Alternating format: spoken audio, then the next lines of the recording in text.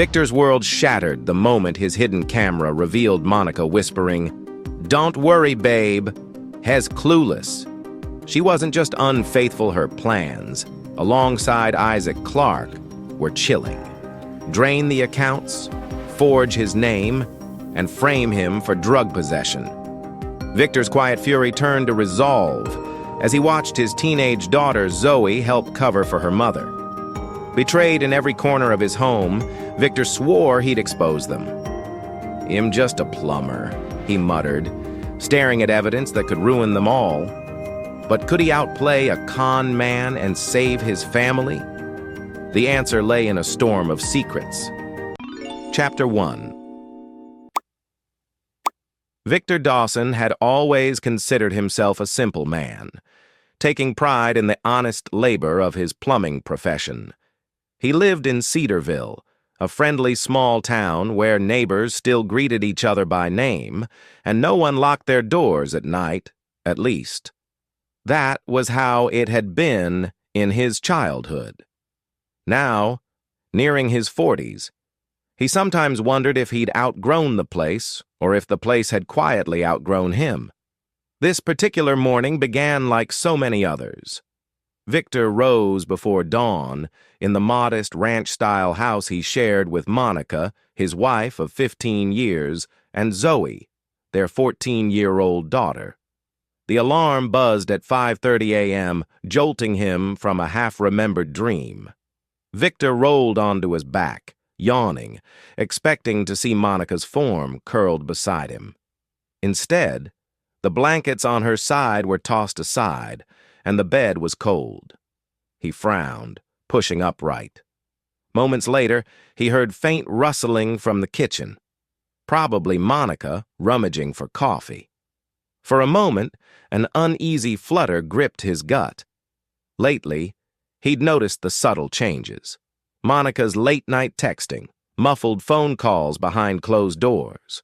A wedge had formed in their house, though he'd tried to ignore it. He swung his feet onto the carpet, breathing in that quiet sense of dread. "You're being paranoid," he told himself. "Monica's just busier now, that's all." He patted down the short hallway into the kitchen, finding Monica at the counter. She wore a sleek, tight-fitting athletic outfit, a bit unusual for someone who'd never cared for morning workouts. Her hair, a glossy brown, was pulled into a neat ponytail. She stiffened as he entered, glancing over her shoulder with an expression that was neither warm nor irritated, but guarded. "Hey!" Victor said, voice raspy with sleep. "You're up early." She gave a short nod. "Felt like a run?" She lied easily. He could see it in her eyes. Monica rarely ran. She poured water into a travel bottle, her phone buzzing on the countertop. The screen read a partial name, I. Clarke. She quickly tapped it to silent mode. Victor's heart pricked with suspicion, but he forced a neutral expression. "A run, huh? It's barely let out." Monica shrugged. "Gotta stay healthy, right?" She kissed him on the cheek, an automatic gesture, lacking real affection. "Don't wait breakfast for me. I'll grab something with Zoe later." He nodded, a swirl of unease in his chest. "Okay. Be safe, yeah?" A flicker of something, maybe guilt, flashed in Monica's eyes. Then she was out the door, leaving him alone with the faint aroma of her floral perfume. He stared at her empty coffee mug, noticing it hadn't been used, meaning she'd poured it, then changed her mind. Odd. But he let the suspicion recede. He had a job to do at the Dawson & Sons plumbing office, plus a handful of client calls. Life marched on, confusion or not. He grabbed some cereal, chewing in silence. Over the next hour, the house brightened with morning light, and around 7, Zoe emerged from her room. She gave Victor a cool glance. Zoe had grown increasingly distant, wearing edgy clothes, always glued to her phone. She was at that rebellious teen phase. Or so Victor tried to rationalize. She poured her own cereal, ignoring him for a good minute before speaking. "Mom left early?" she asked, not meeting his gaze. Victor nodded. Said she was going for a run. Zoe snorted softly, as if sharing some private joke. Right. A run. Sure. She typed on her phone, face impassive. He frowned. What's that supposed to mean? She shrugged, spooning cereal into her mouth, refusing to elaborate. Then, phone in hand, she walked into the living room, the silent tension thick enough to choke on. By 8:30, Victor was driving across Cedarville in his battered plumbing van, passing tree-lined streets and quaint storefronts. He forced himself to focus on the day's appointments. But all he could think about was how Monica had slipped out early, how Zoe seemed complicit in mocking him. Something was off in his own home. Work provided some distraction. The first client was an elderly widow complaining of a leaky pipe under the sink. Victor crouched, rummaging with wrenches, applying Teflon tape, carefully tightening the joint, all the while pondering the new tension at home. The widow offered him a cup of tea and a cookie. He forced a polite smile, accepting graciously. That was the Cedarville way, neighbors helping neighbors. As he left her place, his phone buzzed with a text from Monica. I'll be busy most of the day. Don't wait dinner. No apology, no warmth, just that curt message. Victor stared at it, a knot twisting in his gut. He typed back, "Everything okay?" but received no reply. He shook his head, tossing the phone onto the passenger seat. Focus, man, he scolded himself, driving to the next client. A single wisp of rational thought told him. You're a simple plumber? She's bored? He hated that cruel logic. For 15 years, they'd built a modest but comfortable life. They never lacked love, or so he'd believed. Then again, Zoe's sudden hostility hinted Monica had stoked the teenager's mind with negativity about him. The notion burned, but he had no proof. At lunchtime, Victor parked near a small diner, deciding to grab a quick sandwich.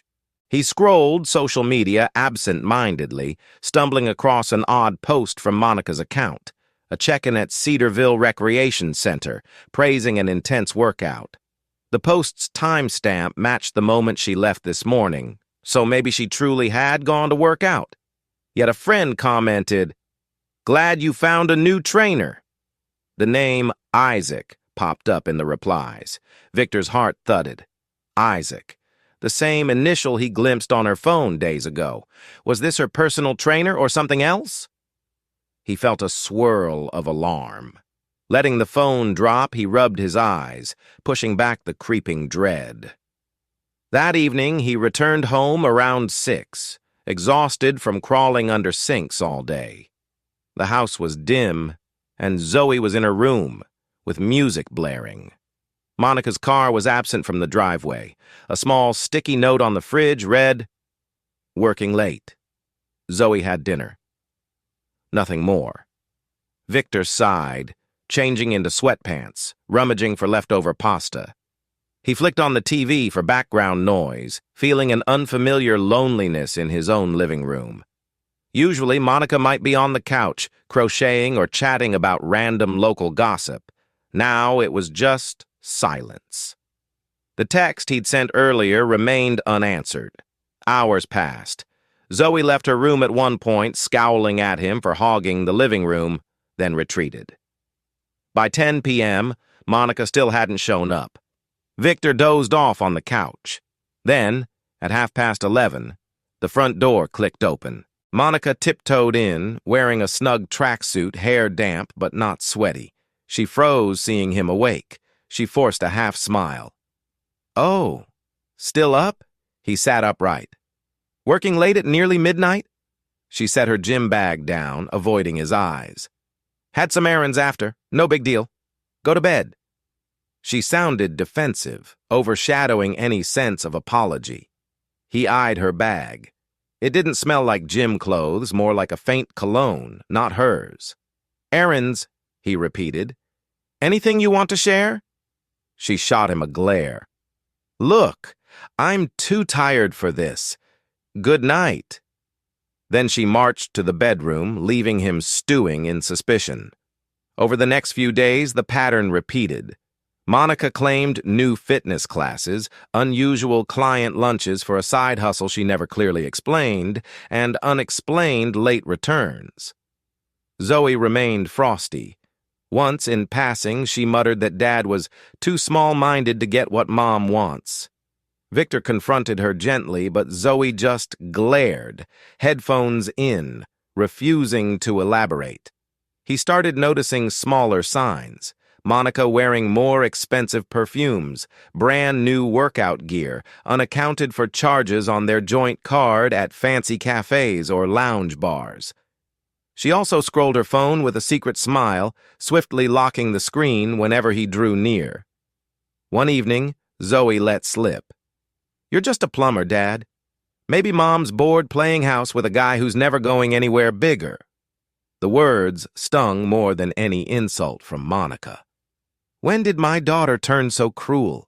He retreated to the bedroom, heart pounded with anger, confusion, heartbreak. The next morning, he woke extra early, rummaging around the laundry hamper to see if any fancy clothing smelled of cologne. Petty, but he was desperate for clarity. He found a men's scarf, hidden behind Monica's neatly folded leggings. It smelled distinctly masculine, labeled with the initials I.C. That discovery triggered something in Victor. He recognized the initials matching Isaac Clarke, the name he'd gleaned from her phone. The shock morphed into a slow, seething anger. He recalled a buddy from high school, Nate, who once worked as a small-time private investigator. Maybe he could help. But would that be too dramatic? Yet the more he considered it, the more certain he felt that confrontation without proof would lead Monica to lie or gaslight him, possibly turning Zoe even more against him. "I need solid evidence," he told himself. If Monica was truly stepping out, he'd gather irrefutable proof. Only then would he decide the next steps. He refused to be a clueless simp who flailed blindly.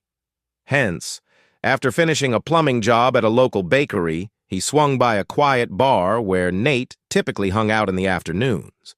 Sure enough, Nate was there, sipping a soda. They exchanged greetings, and Victor admitted he had a personal matter. Nate listened quietly, nodding. "If you need surveillance or phone record analysis, I've got limited resources, but I can try." "Is your gut sure about this?"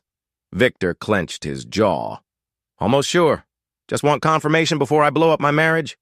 Nate explained he had some gear-discreet cameras, a friend at the phone store who might retrieve call logs if necessary. But he cautioned Victor about the legal ramifications. "You can record in your own home. That's allowed. But hacking her phone might be a gray area." Victor exhaled. "I'll risk it. She's already showing blatant disrespect, and we have a teenage daughter entangled in this. I can't let it keep festering." Nate nodded. "I'll set up a small hidden camera in your living room. If she invites that Isaac over, you'll catch them on tape. Meanwhile, I'll see if I can glean any info from public records, like if Isaac Clarke has a shady background." Victor murmured thanks, finishing his beer with a determined glint in his eye. "I'm done being passive." A couple nights later, Nate discreetly visited under the guise of checking a broken faucet. While Monica was out again, with an excuse of evening spin class, Nate installed a tiny camera disguised as a digital photo frame on a bookshelf, angled to cover most of the living room sofa. He also placed an audio device near the TV. Zoe was in her room, blasting music, none the wiser. After completing the setup, Victor walked Nate to the driveway, voice subdued. "I appreciate this. Feels wrong, snooping like this, but—" Nate clapped his shoulder. "You deserve the truth, man. No shame in confirming betrayal before taking action." Victor forced a smile, bidding him good night. The very next evening, Monica returned home around 9. Victor pretended to be half asleep in the bedroom.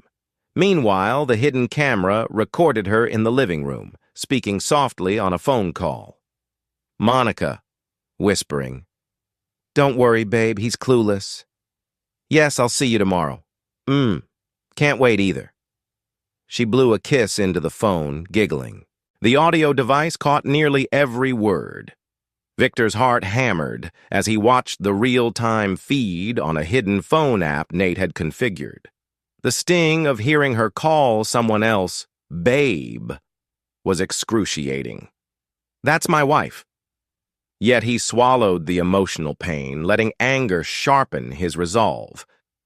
This is only the start. Minutes later, Zoe wandered into the living room, half complaining about homework. Monica ended the call, shifting to speak with Zoe. Zoe, quietly. So are you seeing Isaac tomorrow? Is it safe with Dad around? Monica. He's too busy with some pipe job or whatever. He won't suspect a thing. Just keep Dad occupied if he starts asking questions. You'll get your allowance, don't worry. Victor clenched his fists at the horrifying reality. Zoe was helping Monica cover her tracks. The camera captured them hugging, a twisted mother-daughter alliance that left him trembling with rage.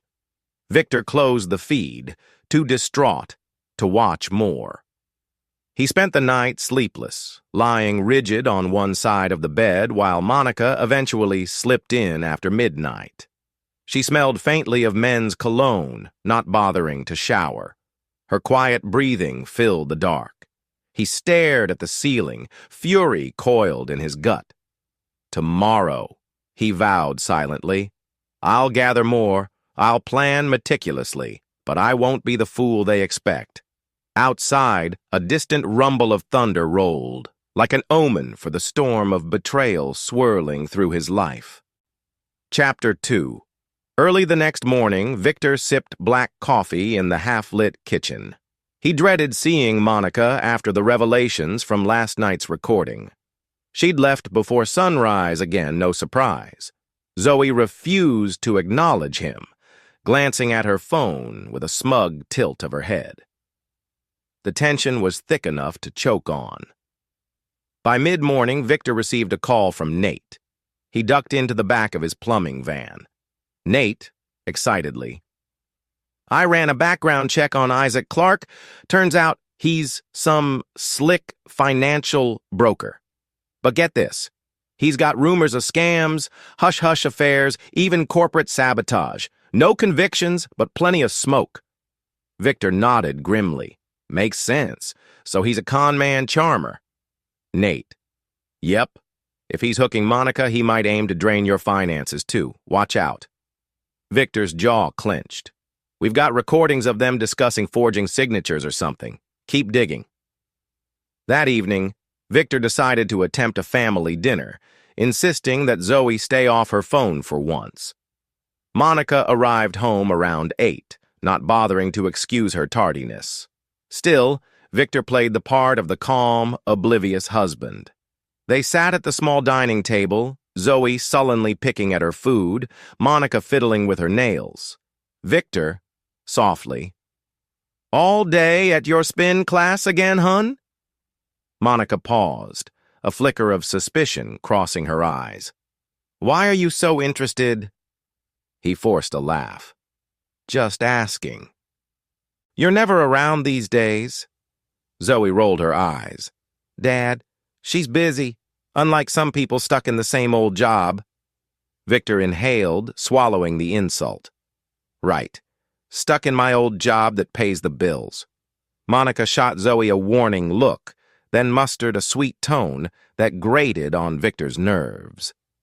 Victor, dear, you know I'm exploring new opportunities for us. Maybe we can invest in something bigger than plumbing. I have contacts now.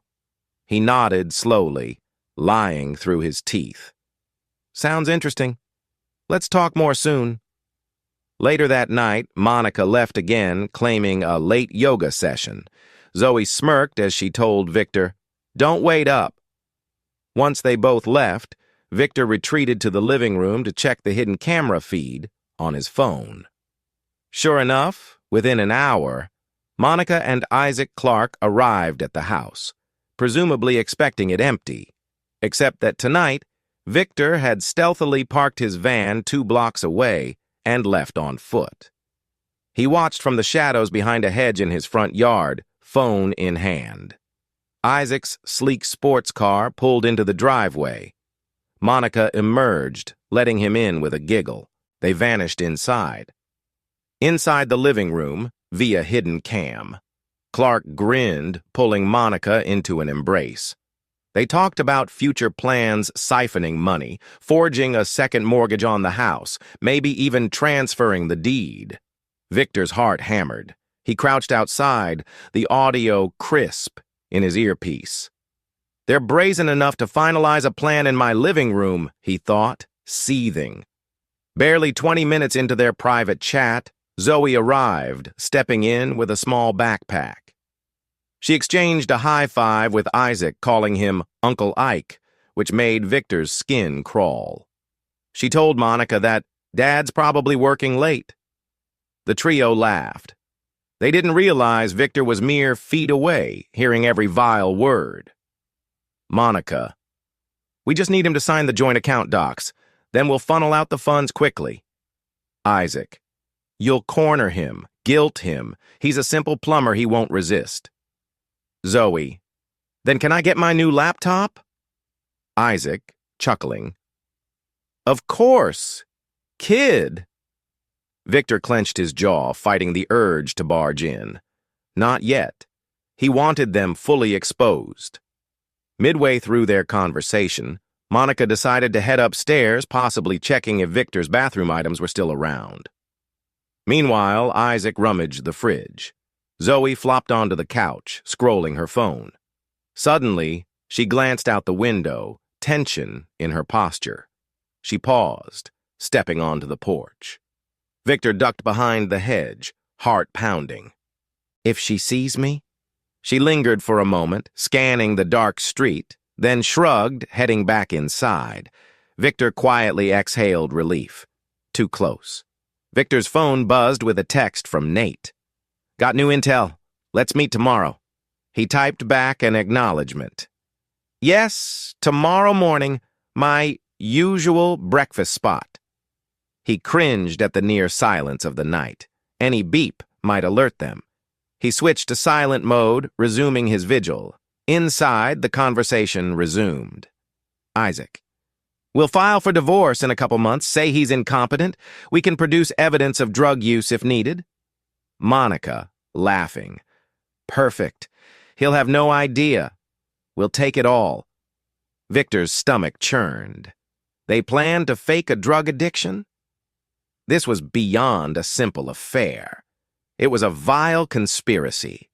Fueled by adrenaline, Victor's hands shook with fury. He could barge in, beat Isaac senseless, scream at Monica for her betrayal.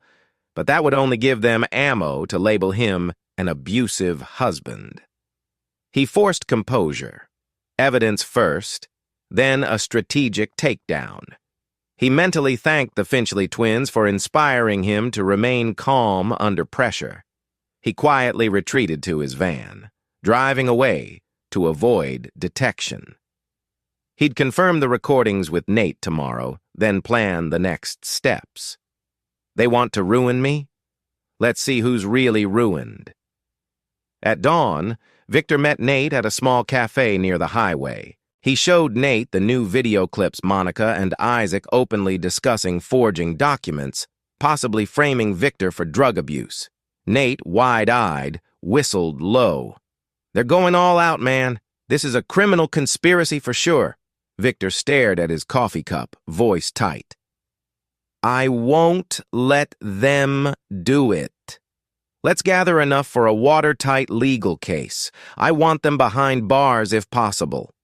Nate nodded. We'll need police involvement. But given Isaac's rumored connections, we have to approach the right detectives, ones he can't bribe. Victor flexed his jaw. I know a local ex-cop who's rumored to be honest. Let's try him. Over the next few days, word quietly reached the Finchley twins that Victor was in deep trouble again. They sent him encouraging texts, reminding him of his worth. Lee, we believe in you. Hang in there. Aaron. You saved us from drowning. Now save yourself. 3. The sweet gestures warmed Victor's heart, giving him a sense of being valued in ways Monica never provided. He replied, "Thank you. I'll do my best." Nate introduced him to an ex-detective named Armstrong, known for refusing bribes. Armstrong listened to the story, eyebrows climbing with each detail. "If you have those recordings, Mr. Dawson, that's solid evidence. We can build a case for attempted fraud, conspiracy, maybe more." Armstrong proposed a sting operation. Get Isaac Clarke to openly brag about the scheme or produce false documents in front of hidden police. "We'll ensure we catch him red-handed," Armstrong explained. "As for your wife, if she actively aids him, she's equally culpable." Victor's fists tightened.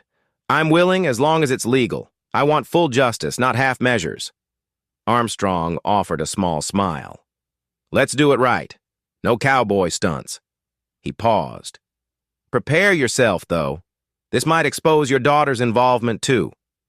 Victor's eyes stung.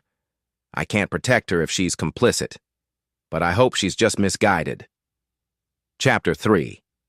Armstrong, the ex-detective, laid out a meticulous strategy, set up a fake lenders meeting at a nearby motel suite, letting Isaac Clarke believe he could secure quick financing under Victor's name, then hide officers in adjacent rooms, capturing the transaction.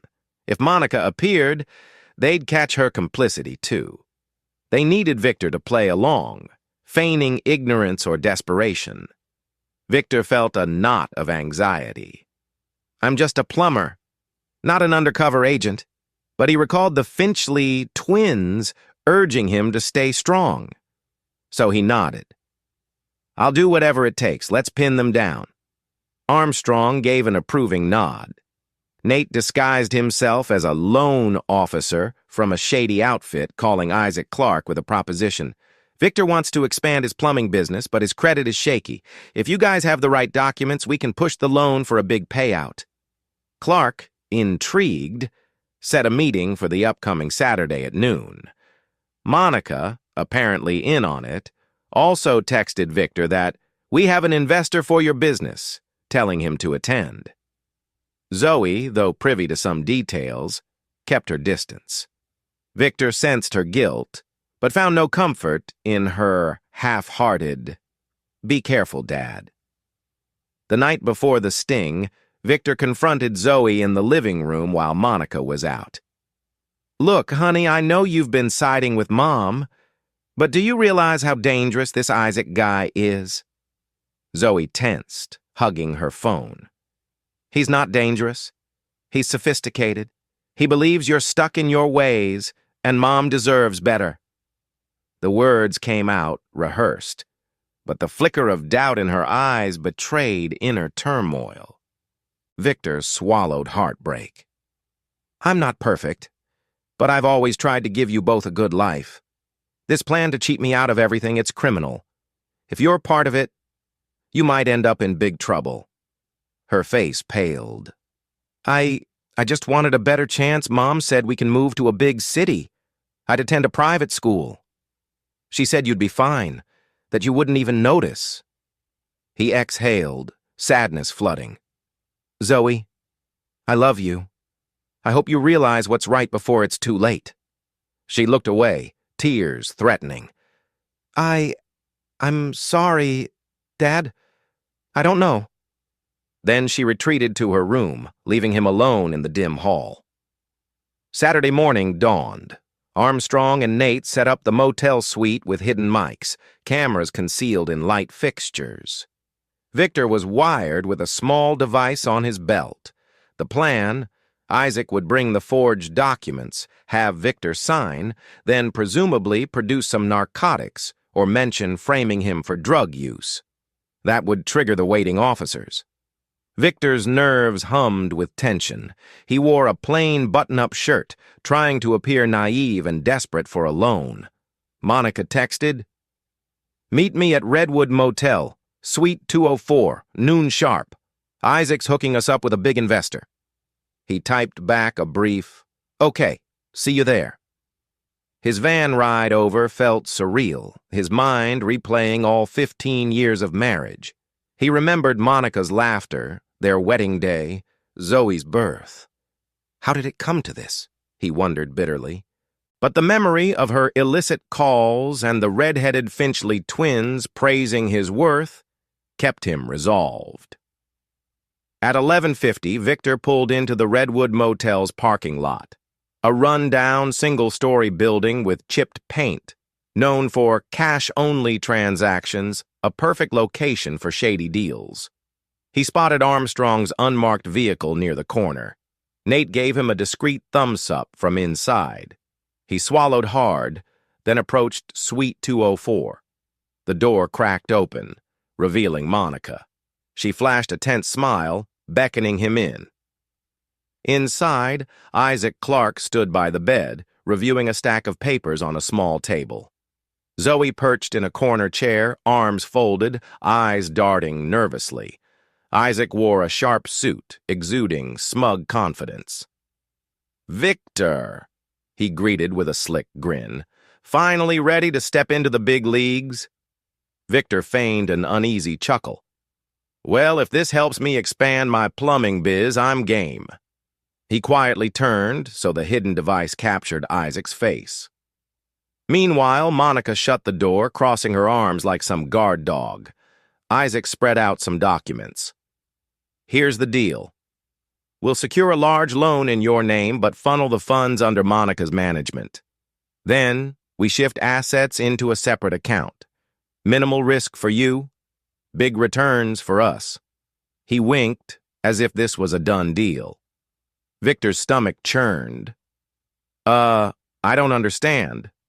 Why would the money go to Monica's account?" Monica gave him a patronizing glance. "Honey, you trust me, right? We'll handle it better. Don't worry about details. Just sign here." She tapped a pen on a line labeled co-applicant signature. Zoe bit her lip, observing the scene. She seemed torn, especially as Isaac nudged a suspicious envelope across the table, likely containing the drug stash or hush money. The plan was to show Victor the contraband, possibly blackmail him if he refused to sign. Isaac smirked. Consider this a gesture of good faith. He opened the envelope, revealing small plastic bags of white powder. "Your wife says you're stressed. Maybe you want to relax. Or maybe we plant this in your van if you won't cooperate. Up to you, friend." Victor's pulse pounded, anger flaring. "They want to frame me for drug possession if I don't sign." He forced a shaky smile. "That's quite an offer. But let me see the documents carefully." He lifted the pages, scanning them. They included a second mortgage on his house, forging his signature in multiple spots, plus a hidden clause giving Monica full control. Outrage boiled in his chest. Victor set the papers down. "So, you plan to bankrupt me if I don't go along?" Isaac let out a mocking laugh. "Come on, plumber boy, sign or face the consequences. We can ruin you, or you can join the winning side." Monica, arms crossed, wore a cold grin. "Victor, just sign. We're done living small. Zoe deserves better than your measly plumber's paycheck." Zoe's eyes flickered with shame. She whispered, "Mom, maybe we shouldn't." Monica snapped, "Hush, Zoe. This is for our future." That was the final blow for Victor. He gave the prearranged signal a subtle double tap on the table, alerting Armstrong's hidden team to move in. Within seconds, the motel door burst open. Plainclothes officers, led by Armstrong, stormed in, badges raised. Isaac jerked back, dropping the envelope of drugs. Monica gasped, stepping behind him. Zoe let out a startled cry, pressing against the wall. Armstrong shouted, "Police! Don't move!" Another officer snatched the forged documents from the table. Isaac Clarke cursed, attempting to toss the plastic bag under the bed, but an officer pinned him. Monica shrieked in protest, but her phone was confiscated. Zoe sank to the floor, trembling. Victor stepped back, breath pounding. They're caught red-handed. Officers cuffed Isaac, reading him his rights while he spewed threats. "I have connections! You'll regret this!"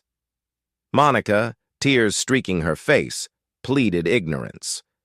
Zoe sobbed, repeating, I'm sorry. Armstrong calmly explained the charges. Conspiracy to commit fraud, attempted blackmail, possession with intent to distribute, given the drugs. They had video from the hidden camera and audio from Victor's wire, capturing the entire conversation.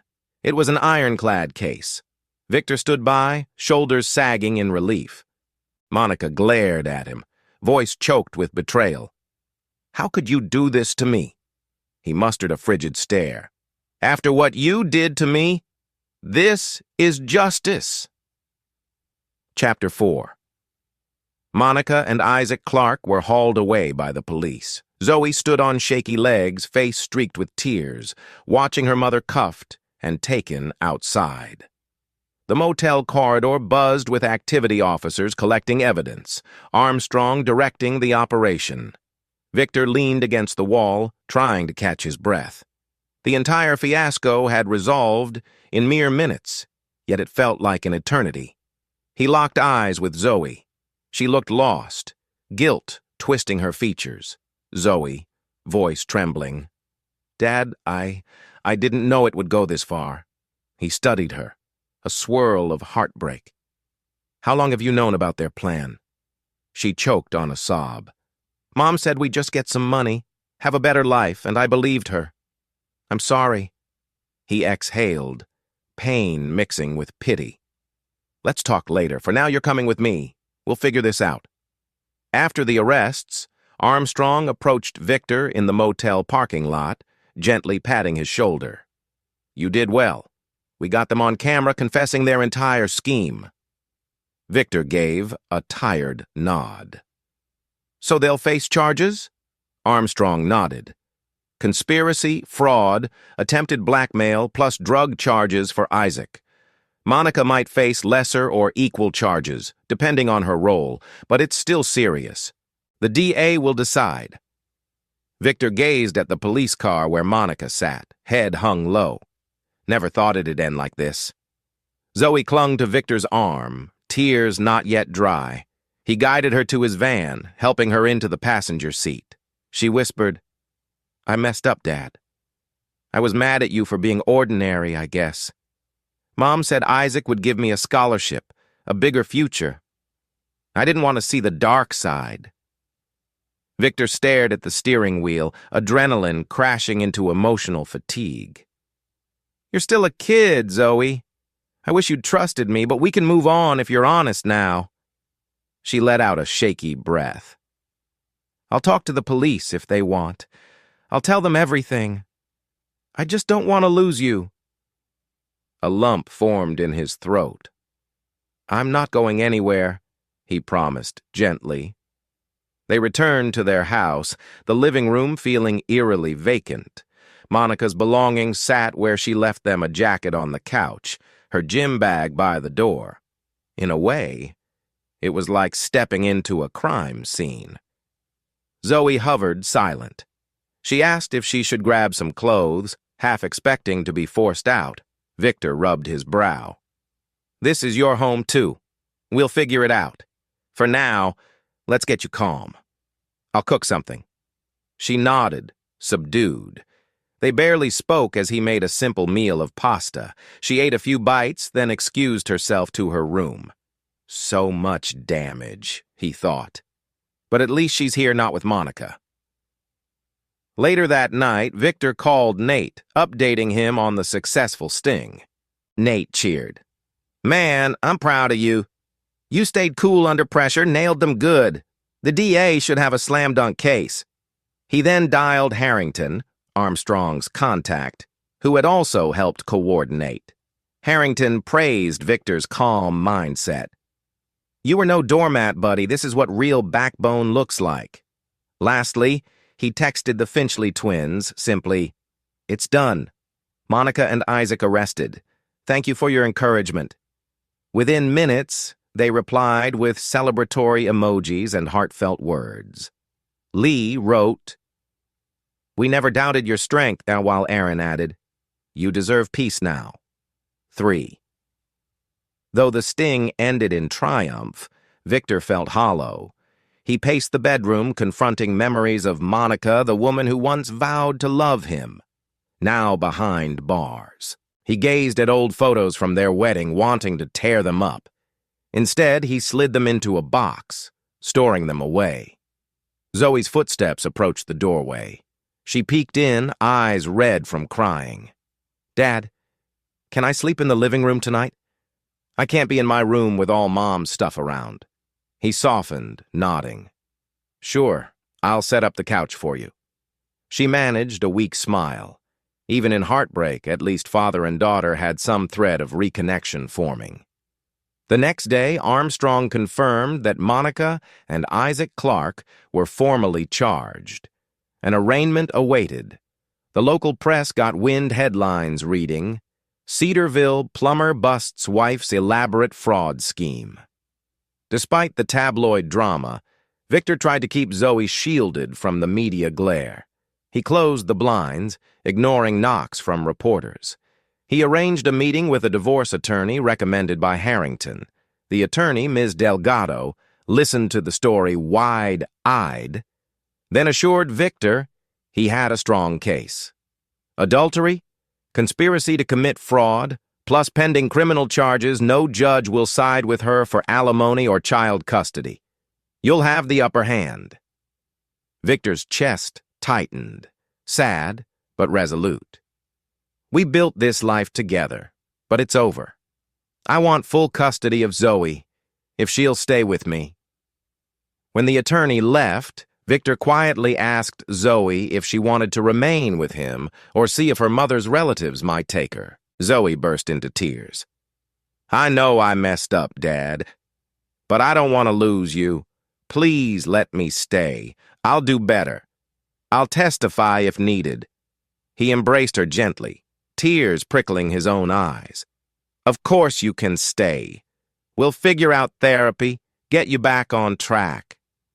I never wanted to push you away. Day by day, the house felt calmer without Monica's presence. Zoe apologized repeatedly for her hurtful words. Victor forgave her gradually, understanding she was manipulated by promises of an exciting life. The father-daughter bond, though fragile, began mending. He hammered out a daily routine, Zoe attending school, him continuing his plumbing jobs, ignoring gossip around town. Occasionally, he'd think of the Finchley twins, how they soared into his life when he'd nearly drowned in heartbreak. Their unwavering positivity was a memory that spurred him to keep moving forward. Within a month, the DA arranged a preliminary hearing. Monica, in a drab prison jumpsuit, refused to meet Victor's gaze. Isaac Clarke sneered arrogantly, as though confident he could wriggle free. But evidence was stacked: the motel footage, the phone records, the drugs found on site. The judge denied bail, calling them a flight risk. Victor left the courthouse with Zoe at his side, heart throbbing with relief. The next step would be the official trial, but already it was clear they'd face hefty consequences. Zoe squeezed his hand outside on the courthouse steps, whispering, I'm sorry, Dad. You're all I have now. He wrapped an arm around her, a bittersweet pang in his chest. We'll rebuild. This is just the start, kiddo. He pictured a life free from the shadow of Monica and Isaac, maybe forging new connections like the Finchleys, whose distant messages still warmed his heart. We will be okay, he silently vowed. I'm stronger than I ever knew. Chapter 5. Victor Dawson woke up on a Friday morning with the weight of recent events still clinging to his consciousness. A week had passed since the motel bust that ended with Monica and Isaac Clarke taken away in handcuffs, and the house felt unsettlingly quiet. His daughter, Zoe, slept in late these days, shell-shocked by her mother's arrest. Every creak of the floorboards reminded him that for the first time in 15 years, Monica wasn't in the kitchen, wasn't on her phone in the living room, wasn't anywhere in the house. A swirl of relief and hurt coexisted in his chest. He'd spent the previous day sorting out legal documents with his new attorney, Ms. Delgado, who assured him that the divorce proceedings and custody arrangement were basically in the bag. Still, Victor felt that intangible heaviness. He brewed a cup of coffee, sipping slowly by the window that faced the small backyard. Autumn leaves littered the lawn, and the air was crisp, tinted with the faint smell of cedar and damp earth. He'd scheduled a morning plumbing job across town. The routine was a welcome distraction, fixing pipes, checking for leaks, wrestling with stubborn faucets. These tasks were tangible, requiring focus and practical skill, leaving no room for self-pity. He grabbed his work jacket, quietly checked on Zoe, who was still curled under a blanket, lightly snoring, and tiptoed out the door. Arriving at the client's place, Victor forced a pleasant demeanor. The older couple complained of a clogged kitchen sink. He crouched beneath it, carefully dismantling the pipes. Repetitive tasks were almost soothing, giving him time to reflect without drowning in emotion. His arms flexed as he gripped his plumber's wrench, remembering a time not long ago when Monica had mocked him for being just a plumber. But his craft was honest. A decent day's work. He would never again feel inferior for it. The couple offered him homemade ginger cookies on his way out. Victor nodded his gratitude, biting into one. The warm, sweet spice reminded him that ordinary kindness still existed in the world. He felt faint optimism. No matter the betrayal or heartbreak, he could still anchor himself in these small, comforting moments. Later that morning, as Victor sat in his van reviewing messages, he noticed a missed call from Aaron Finchley, one of the teenage twins he had rescued in the flash flood. They had stayed in contact after the motel sting, sending words of encouragement and cheer. He dialed back, curious. Aaron answered, voice bright. "Hey, Victor, I was worried I caught you at a bad time." He smiled wearily. "No, I just finished a job. Everything okay?" She hesitated a moment, then rushed on. "Lee and I wanted to invite you for lunch at our estate. Nothing fancy, just us and a few staff, but we'd love for you to come. We know you've been stressed and we want to catch up." A flicker of warmth touched Victor's chest. "That's very kind. Yeah.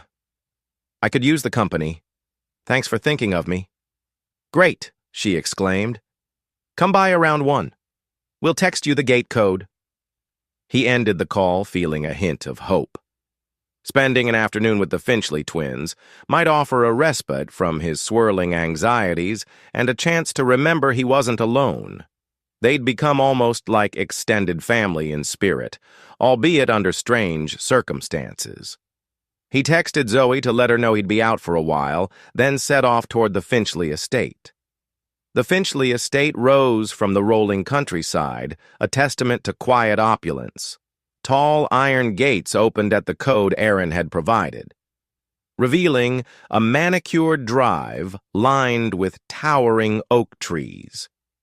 Victor parked near a side entrance, stepping out into crisp afternoon sunlight. Lee and Aaron rushed to greet him. Both had fiery red hair that caught the light in coppery highlights.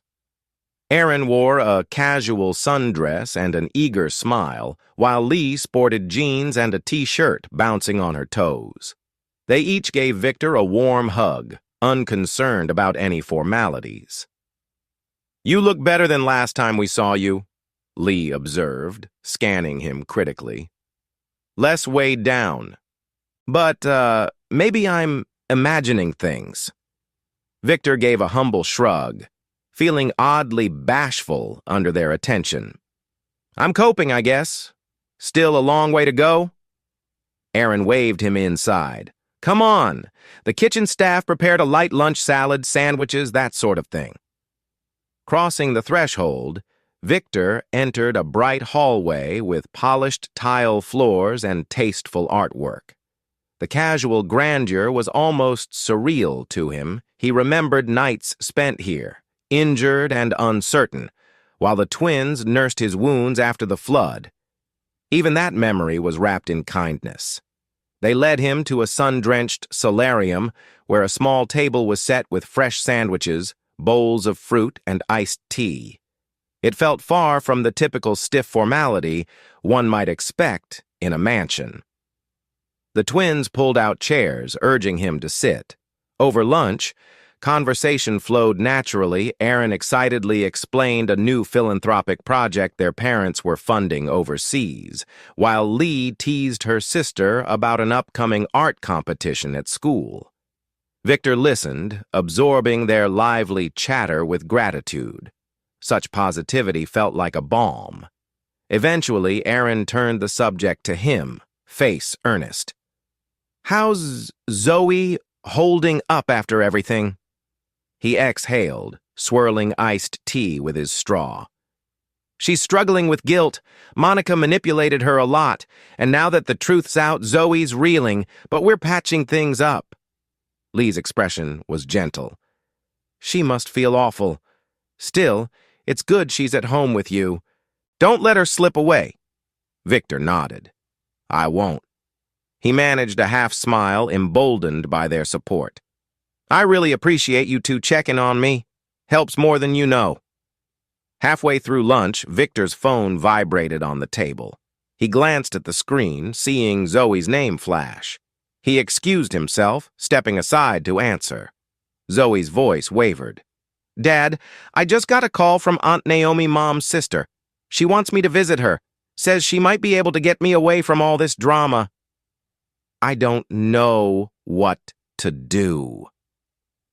Victor felt a knot form in his chest. Naomi had never been close to them, but if she was trying to swoop in now, that might complicate matters. "What do you want, Zoe? You know you can stay with me. But I won't force you." She sniffled. "I don't want to go. I mean, I'm still upset about everything, but I just need to figure out my own path. But I wanted to let you know." He softened his voice. "Thanks for telling me. Let's talk when I get home. Don't worry, Aunt Naomi can't just yank you away." "Okay," she said softly, then hung up. Returning to the table, Victor wore a contemplative expression. Aaron and Lee exchanged curious glances, but didn't pry. They smoothly steered the conversation to lighter topics, favorite local bands, the silly rumors around school, and potential weekend outings. By the time lunch concluded, Victor actually felt lighter, more hopeful. Before he left, the twins insisted on a group photo, draping arms around his shoulders while a staff member snapped the shot with Aaron's phone. Their warmth was genuine, and for a rare moment, Victor's grin in the picture reached his eyes. Driving back from the Finchley estate, Victor allowed himself to reflect on how drastically life had changed in just a few weeks. Monica's betrayal, the sting operation, her arrest, it had all collided with his once ordinary routine. Yet here he was, forging new bonds, discovering support from unlikely allies. Pulling into his driveway, he noticed how quiet the neighborhood looked. The same porch, the same yard, but the atmosphere felt different, cleansed of deceit. Gathering a breath, he stepped inside, ready to face Zoe's concerns about Aunt Naomi. He found Zoe in the living room, curled up on the couch, phone in hand. She glanced up, eyes full of uncertainty. "Hey, Dad," she said softly. "You look not stressed?" He shrugged. "I visited those twins I told you about, Lee and Aaron Finchley. They invited me for lunch." He paused, then took a seat. "So, talk to me about Aunt Naomi." Zoe brushed a strand of hair behind her ear. "She said, if Mom gets convicted, I shouldn't be around all this negativity. But I think she's mostly just being nosy, or she wants me to testify differently. Who knows?" Victor's jaw tightened. We'll do what's best for you. If you don't want to stay with her, I'll make sure the court understands that. You're my daughter, Zoe. She blinked away tears, nodding. I'm sorry for all the awful things I said before. I really don't want to leave. It's just everything feels uncertain. He reached over, squeezing her shoulder gently. We'll figure it out one step at a time. That evening, Victor received a call from Detective Armstrong, the ex-cop who had orchestrated the motel sting. Armstrong's gravelly tone came through the line clearly. Victor, wanted to let you know that preliminary evidence is strong enough for formal charges. The DA's pushing forward. You might be called in for more testimony. Victor's pulse jumped. I'll cooperate fully. Good. Now, there's more. Isaac Clarke might be connected to a larger financial racket. Federal agents may get involved. If they do, they'll likely want your statement about any suspicious transactions Monica tried to get you to sign. You up for that? Despite an inner tremor, Victor's voice stayed firm. Absolutely. I want him behind bars for a long time. Armstrong sounded satisfied. Glad to hear it. Keep your guard up. There's always a chance some of Isaac's associates might show up or pressure you. Let me know if anything feels off. Victor thanked him and ended the call, unsettled but determined. A few days later, while at a grocery store parking lot, Victor couldn't shake the feeling that someone was watching him. He spotted a black SUV parked 2 rows over with its engine running. The windows were tinted too dark for state regulations, though he couldn't confirm who might be inside. He lingered by his van, pretending to check his phone. The SUV idled for another minute before peeling out, disappearing into the street. That night, he mentioned it to Nate, his friend and informal PI. Nate's voice dripped concern. Could be Isaac's cronies or you're just spooked. Either way, stay alert. I'll do some drive-bys around your place. Victor shuddered at the prospect of being under surveillance, but he refused to cower. He had too much to lose. Despite the undercurrent of unease, Victor poured energy into reconnecting with Zoe. They started having simple dinners together, pasta, grilled chicken, occasionally ordering pizza. She confessed to feeling directionless, but relieved to be rid of Monica's manipulative influence. Victor listened intently, offering unconditional love and a firm commitment to keep her safe. One weekend, he took Zoe out to the local arcade, a modest place filled with retro pinball machines and skee-ball lanes. They laughed at each other's awkward attempts to beat high scores. Later, over burgers, Zoe admitted, I miss Mom in some ways, but I hate her for what she did to you. I'm so torn. Victor reached for her hand across the table. She's still your mother. It's okay to have mixed feelings, but she tried to ruin us. We can't ignore that. Zoe nodded sadly. Yeah, it's just a lot. He gave her a small, reassuring squeeze. We'll get through it together. On a rainy Wednesday afternoon, the landline phone rang. Victor rarely used it. He picked up out of habit. A voice crackled on the line, a woman identifying herself as a guard from the county jail. Sir, you have a collect call from inmate Monica Dawson. Will you accept the charges? Victor's stomach turned. He hesitated but found himself saying, Yes. Immediately, he questioned if that was wise. Monica's voice came, shaking with some combination of anger and desperation. Victor, I need to talk.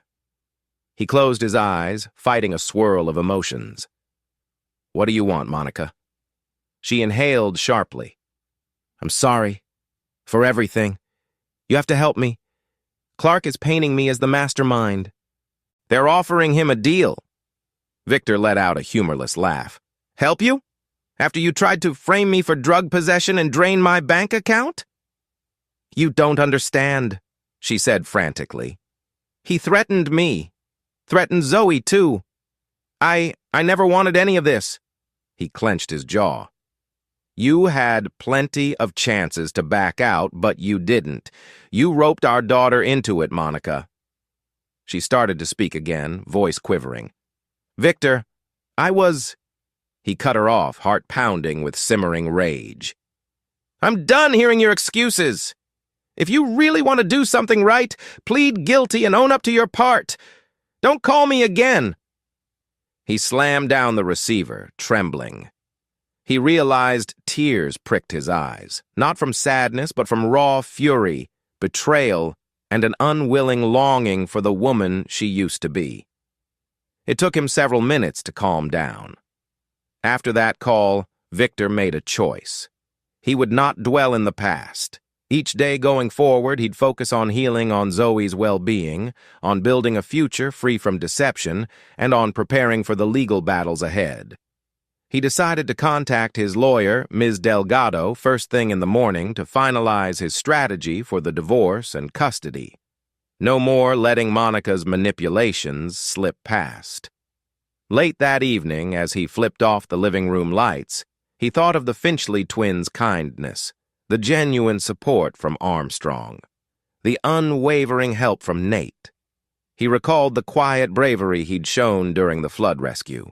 Beneath all the heartbreak lay a renewed confidence he never imagined possessing. Victor Dawson was no longer a clueless man, blindsided by his wife's affair. He was a survivor, resolute, methodical, and prepared to see this fight through to the end. Chapter 6.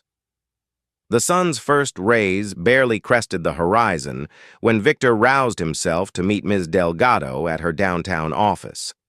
The building was modest, just 3 floors with a brick facade, but it housed a handful of reputable lawyers. He climbed the narrow staircase to the 2nd floor, passing walls lined with framed certificates and photos of smiling clients. Inside Delgado's office, an aroma of coffee mingled with the faint scent of printer ink. She greeted him warmly, gesturing to a chair across from her desk.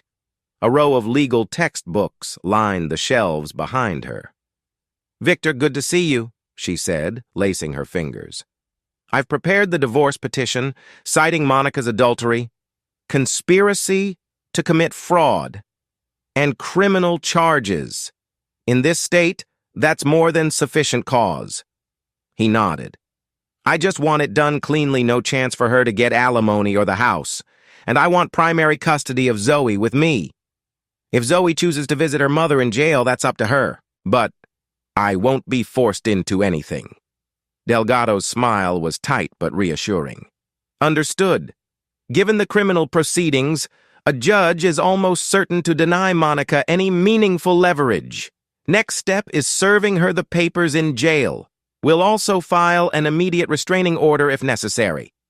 Victor exhaled relief. "I appreciate your help." She settled back in her chair, tapping a pen on a file. "One last thing. The district attorney might call you as a key witness against Monica and Isaac Clark in the upcoming trial. You'll want to coordinate with them so your divorce and that criminal case don't conflict." Victor's jaw tightened. "I'll do whatever it takes to put them both away." On the drive home from Delgado's office, Victor passed Cedarville High School. It dawned on him that Zoe had missed several days of classes, partly from emotional stress. The school had been somewhat lenient given her situation, but she couldn't hide forever. He decided to encourage therapy, someone neutral, so she didn't spiral into guilt or resentment. That afternoon, he brought up the idea gently. Zoe, sprawled on the couch, scrolled her phone. She looked up with caution. "Therapy? I don't know. Is that, mandatory?" Victor settled in a chair, arms resting on his knees. "Not mandatory, but I think it could help. Everything happened so fast, your mother's betrayal, the motel sting, her arrest. It's a lot to process." She pressed her lips together, eyes flitting to the window. "I feel super confused, angry. Sometimes I hate her, other times I miss her. and I feel guilty for the things I did." Her voice cracked at the last part. Victor's chest tightened with empathy. "Zoe, therapy might help you find a way through that confusion, and I promise I'm not judging you. I want you to heal." After a moment, she sniffed and nodded. "All right, I'll try. But can we find someone who's not weird?" He let out a soft chuckle. "We'll look for a good fit. I'll ask around." 2 days later, while Victor was reorganizing his plumbing tools in the garage, a sleek silver sedan pulled into his driveway.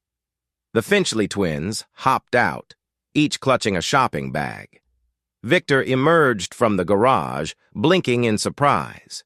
Aaron waved enthusiastically. "We had a free afternoon and thought we'd swing by. We come bearing gifts." Lee held up a bag. "Homemade cookies, courtesy of our chef, and some fancy stress relief teas we found in a boutique downtown. Think of it as a hang-in-there, Victor Kit." Touched by their kindness, he ushered them inside. Zoe, hearing the commotion, peeked out of her bedroom. She'd never actually met the twins in person, only heard tidbits from Victor. Now she hovered in the hallway, shy curiosity on her face. Aaron, noticing Zoe, offered a bright smile. "Hey, you must be Zoe. We've heard so much about you. I'm Aaron. This is Lee." Zoe gave an awkward wave. Hi. Dad mentioned you guys. You're the ones he rescued during that flood?" Lee nodded emphatically. "He saved our lives, so now we're basically his biggest fans." They giggled, and Zoe offered a small, hesitant smile in return. Victor felt a warm glow at the scene. The twins bridging that awkward gap, letting Zoe see that not everyone around town was there to judge them. He led them into the living room where they set down the treats. Over cookies and tea, the four of them chatted about casual topics, favorite music, local shops, even random Netflix shows. Zoe seemed to loosen up, though she remained quieter than usual.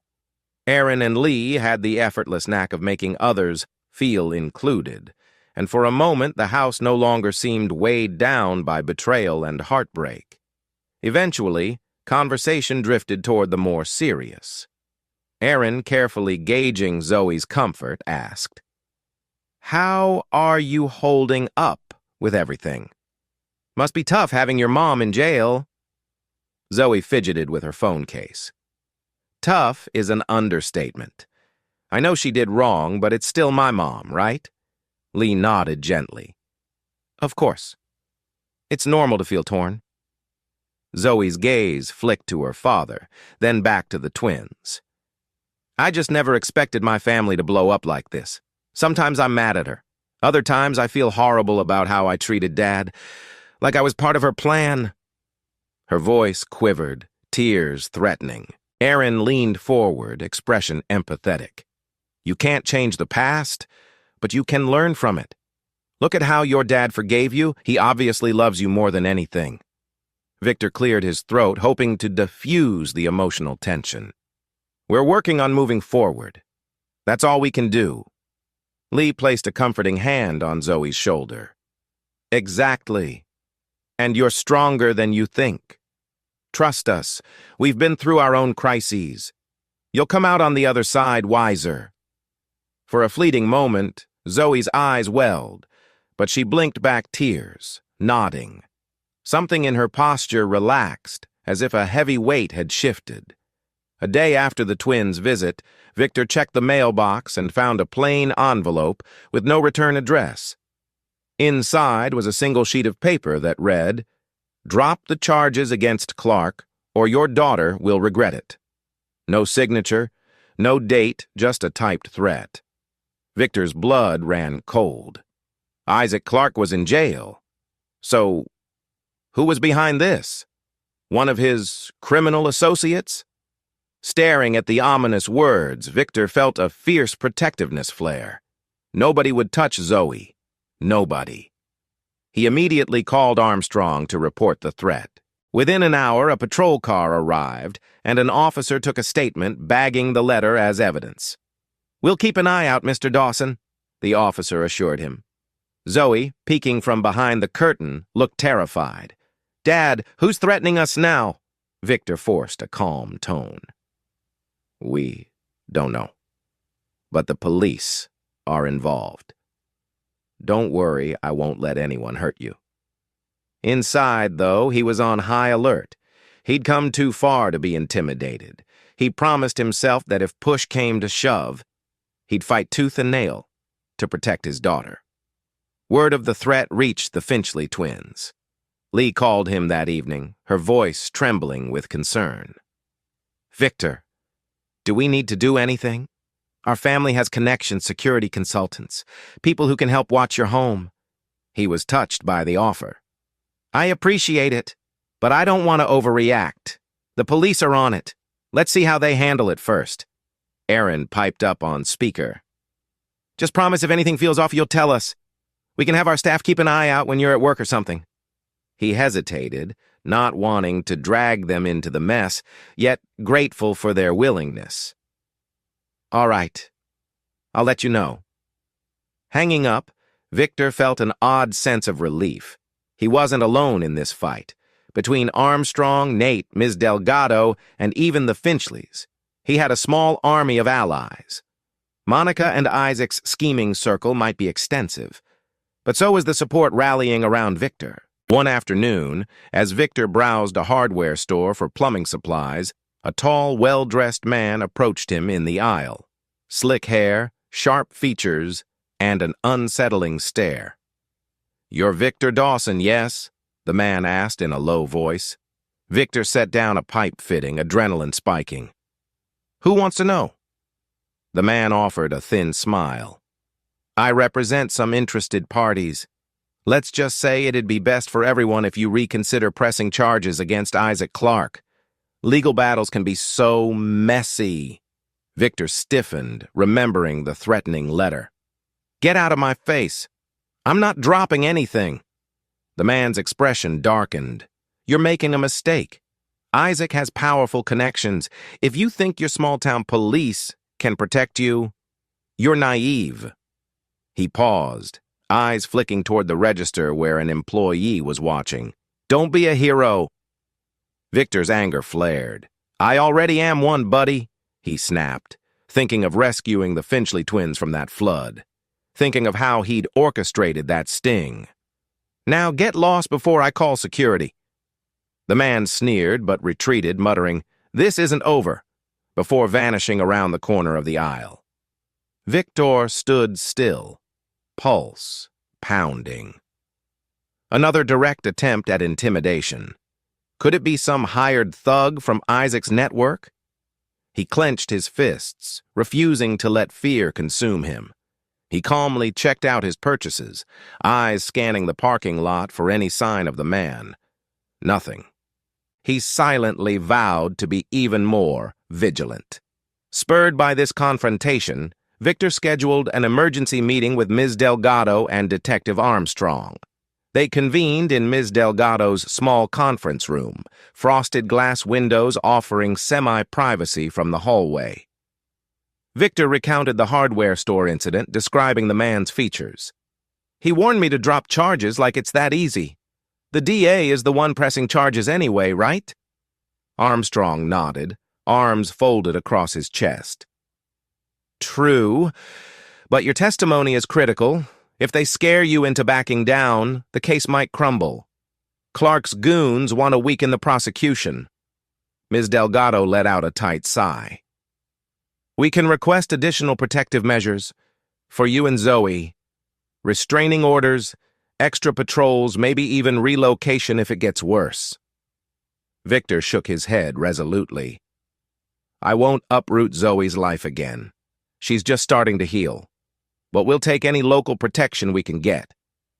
Armstrong made some notes. "I'll have the station do extra drive-bys. Meanwhile, keep your phone on you. Any suspicious activity, report immediately." Victor gave a firm nod. "I'm not about to back down. Let them come." Despite the threats, life trudged on. Victor still had to run his plumbing business. Zoe still needed emotional support, and unexpectedly, the Finchley twins became a more regular presence. They invited Zoe to join them at local teen hangouts, determined to coax her out of her shell. It was during one such outing, a small cafe near the Cedarville Library, that Zoe texted Victor with a nervous excitement. "Dad, I'm at the cafe with Lee and Aaron. They're so nice. I'm actually enjoying myself. Thanks for letting me go." 3. Reading that text, Victor felt a profound relief. His daughter was reconnecting with life outside their turmoil. He also found comfort in the knowledge that Lee and Aaron were the polar opposite of negative influences. They had hearts of gold, shaped by philanthropic parents, and they genuinely adored Zoe in a sisterly way. That evening, Zoe came home with a faint smile. "I had fun, Dad. The twins are like super friendly. We talked about normal stuff, movies, memes, future dreams." It felt good not to dwell on Mom and Isaac for a change. Victor smiled back. "I'm really glad to hear that, Zoe."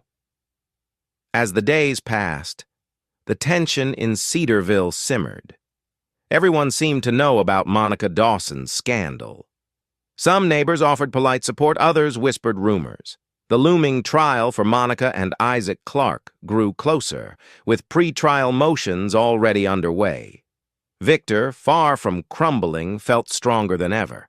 Sure, the threats weighed on him, but they also stoked his resolve. Each threatening letter, each menacing encounter only confirmed the criminal's desperation. He refused to be bullied. One night, he sat outside on the porch after Zoe went to sleep. The sky was clear, stars shimmering. He thought of how he used to share quiet moments with Monica under these very stars. Now, her memory felt distant, overshadowed by her betrayal. He let out a long breath, letting go of old resentments, focusing on the future. He had a daughter to protect, a business to grow, and new bonds that reminded him he was worthy of real friendship and respect. If Isaac Clark and his associates thought fear could break him, they'd severely underestimated the quiet plumber from Cedarville. A man who'd survived a flash flood, rescued 2 innocent teens, orchestrated a sting operation against a con artist, and still found the courage to wake up every morning and fight for his family's future. Standing there in the moonlight, he reaffirmed his choice. He would see this through no matter the cost. Chapter 7. Morning light filtered through Victor's living room windows, illuminating stacks of paperwork, police reports, and legal documents scattered across the coffee table. Detective Armstrong and Ms. Delgado sat across from Victor, briefing him on the upcoming pre-trial hearings set to start in a week. Armstrong's tone was brisk. "The DA wants you on the stand. They'll ask you to detail Monica and Isaac's attempts to forge documents, the drug planting scheme, and how you coordinated with me for the motel sting." Ms. Delgado added, "The defense might try to paint you as an overzealous husband out for revenge, so brace yourself for personal attacks." Victor's lips pressed into a thin line. "I've got nothing to hide. Let them ask whatever they want." Zoe hovered by the doorway, listening anxiously. She was prepared to testify, too, about how Monica had coaxed her into deception, though Delgado and Armstrong intended to protect the teen from undue harassment. Zoe cleared her throat. "Will I have to face Mom in court?" Delgado nodded gently. "Yes, but the prosecutors will keep your time on the stand limited. We'll do everything possible to shield you from aggressive cross-examination." A flicker of fear crossed Zoe's face. Victor offered her a reassuring glance. "I'll be right there." Later that afternoon, Nate dropped by unannounced.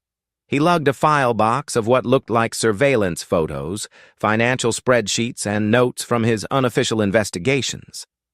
He spread them out on Victor's kitchen table. "Listen, man," Nate said, voice subdued. I've been digging deeper into Isaac Clarke's finances.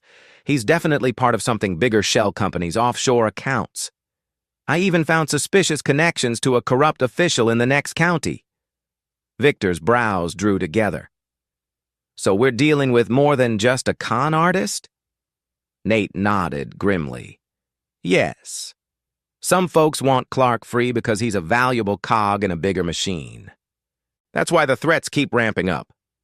Victor glanced at the array of documents. Then we'll expose them all if we have to. Nate looked at him steadily. That's the spirit. But watch your back. They spent hours cross-referencing data. Nate's findings could strengthen the prosecution's case, especially if they linked Isaac to criminal networks. Victor found a strange comfort in having an old friend so fiercely in his corner. Everyone was uniting against this corruption. Maybe justice had a real chance. Pre-trial hearings kicked off in a somber courthouse just outside Cedarville. Victor arrived early, wearing a crisp button-down shirt and black slacks. Zoe accompanied him, hands shaking slightly, but she walked tall. Monica was escorted in wearing an orange jumpsuit, wrists cuffed. She looked paler, thinner. Her eyes darted to Victor, then to Zoe, but neither acknowledged her. Isaac Clarke stood beside his own attorney, a smug tilt to his chin. Despite the prison jumpsuit, he radiated arrogant confidence, as though convinced he'd slither free. When the judge announced the charges conspiracy, fraud, attempted blackmail, possession with intent to distribute Victor, noticed Monica trembling, tears brimming. Isaac, however, maintained a bored expression, occasionally whispering to his lawyer. They each entered a plea of not guilty, prompting a swirl of murmurs in the courtroom. The prosecution insisted they had substantial evidence. Zoe clutched Victor's arm, whispering, "They're so full of lies." He patted her hand. "We'll let the truth come out." Afterward, Ms. Delgado guided them into a side room. She explained that the official trial would begin in about 2 weeks, giving both sides time to finalize arguments. "We're in good shape," Delgado said. "Just stay vigilant." Zoe exhaled, releasing some pent-up tension. Victor nodded, but he couldn't shake the uneasy feeling that Isaac's smirk was more than empty bravado. Danger still lurked. During a recess, Victor stepped outside the courtroom, mind spinning. Suddenly, he spotted Lee and Aaron Finchley in the hallway, dressed neatly, concern etching their features. He blinked in surprise.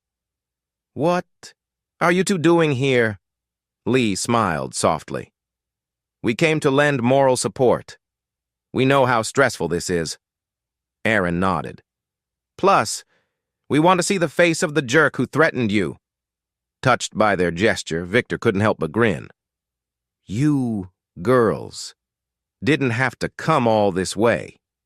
Lee shrugged. "You saved our lives. We're not the type to forget that. Besides, we want to show we stand by you." Zoe stepped over, giving a small wave to the twins. They exchanged sympathetic looks. Teen camaraderie. For a moment, the courthouse's stuffy tension lifted, replaced by the warmth of loyal friends. After the hearing, everyone converged outside, the early afternoon sun bright overhead. Zoe, the twins, and Victor lingered on the courthouse steps, each processing the intense morning. A gentle breeze rustled fallen leaves across the pavement. Zoe, voice low, admitted, "Seeing Mom like that felt horrible, but I can't forget what she did. I feel torn." Aaron rubbed Zoe's shoulder. "Totally understandable. You can love her as your mom, but still hate her actions." Lee chimed in. "Exactly, it's not black and white." Victor gazed at his daughter. "You're allowed to be conflicted. This isn't easy for anyone, but remember, you're safe with me and I'll always put you first." Zoe's eyes glistened. "Thanks, Dad." Standing nearby, Aaron and Lee exchanged a warm glance, giving Victor a nod of respect, as if silently praising his fortitude. He realized how profoundly grateful he was to have them in his corner, beacons of genuine empathy in a world that had proven treacherous. Just as they prepared to leave, a sharp voice cut through the air. "Zoe! Victor!" They turned to see Aunt Naomi, Monica's sister, striding toward them with a stern expression. She wore a tailored pantsuit, looking every bit the city professional. Victor stiffened. Naomi addressed Zoe first, ignoring Victor. "Why haven't you returned my calls? I came here today expecting to see you, maybe to talk about living arrangements. You can't stay with him forever." Zoe frowned, stepping back slightly. "Yes, I can. I'm with Dad and I'm fine. I don't need your interference." Naomi's gaze flicked over Victor with disdain. "Your mother told me how controlling he was, and now she's rotting in jail thanks to your testimony, no doubt." Victor clenched his jaw, muscles taut. "She's in jail because she committed crimes. Zoe is free to decide whom she lives with." The tension crackled. Naomi's eyes blazed, but when she noticed Aaron and Lee witnessing the scene, something about their presence made her hesitate. Maybe she realized Zoe wasn't isolated or without influential support. Naomi stepped closer, voice low. "Zoe, call me. I'm still family. I'll be staying in Cedarville for the trial, so you don't have to rely on him if you don't want to." Zoe glared. "I do want to. Leave me alone." Naomi opened her mouth as if to argue, then spun on her heel, stalking off. Watching her go, Victor's fists slowly uncurled. He glanced at Zoe, relieved that she'd stood her ground, but worried about the new tension. Aunt Naomi could be trouble. A few days later, while driving Zoe home from a counseling session, Victor stopped at a red light. Abruptly, a black SUV careened out of nowhere, swerving dangerously close to the passenger side before racing off. Zoe shrieked, heart hammering. Victor managed to regain control, pulling onto the shoulder, adrenaline spiking. "Dad, that was them!" Zoe gasped, trembling. "The tinted SUV you said followed you at the grocery store." Victor breathed shakily. "I caught the license plate." He quickly jotted it down. "We'll report it." They stayed on the shoulder until Zoe's panic subsided. Then, as soon as the light changed, they headed straight to the police station. A sympathetic officer took their statement, promising to run the plate. But Victor already suspected it might be stolen or untraceable. Nonetheless, he left feeling more determined than ever. This was blatant intimidation. He gripped Zoe's shoulder protectively. "They won't scare us off.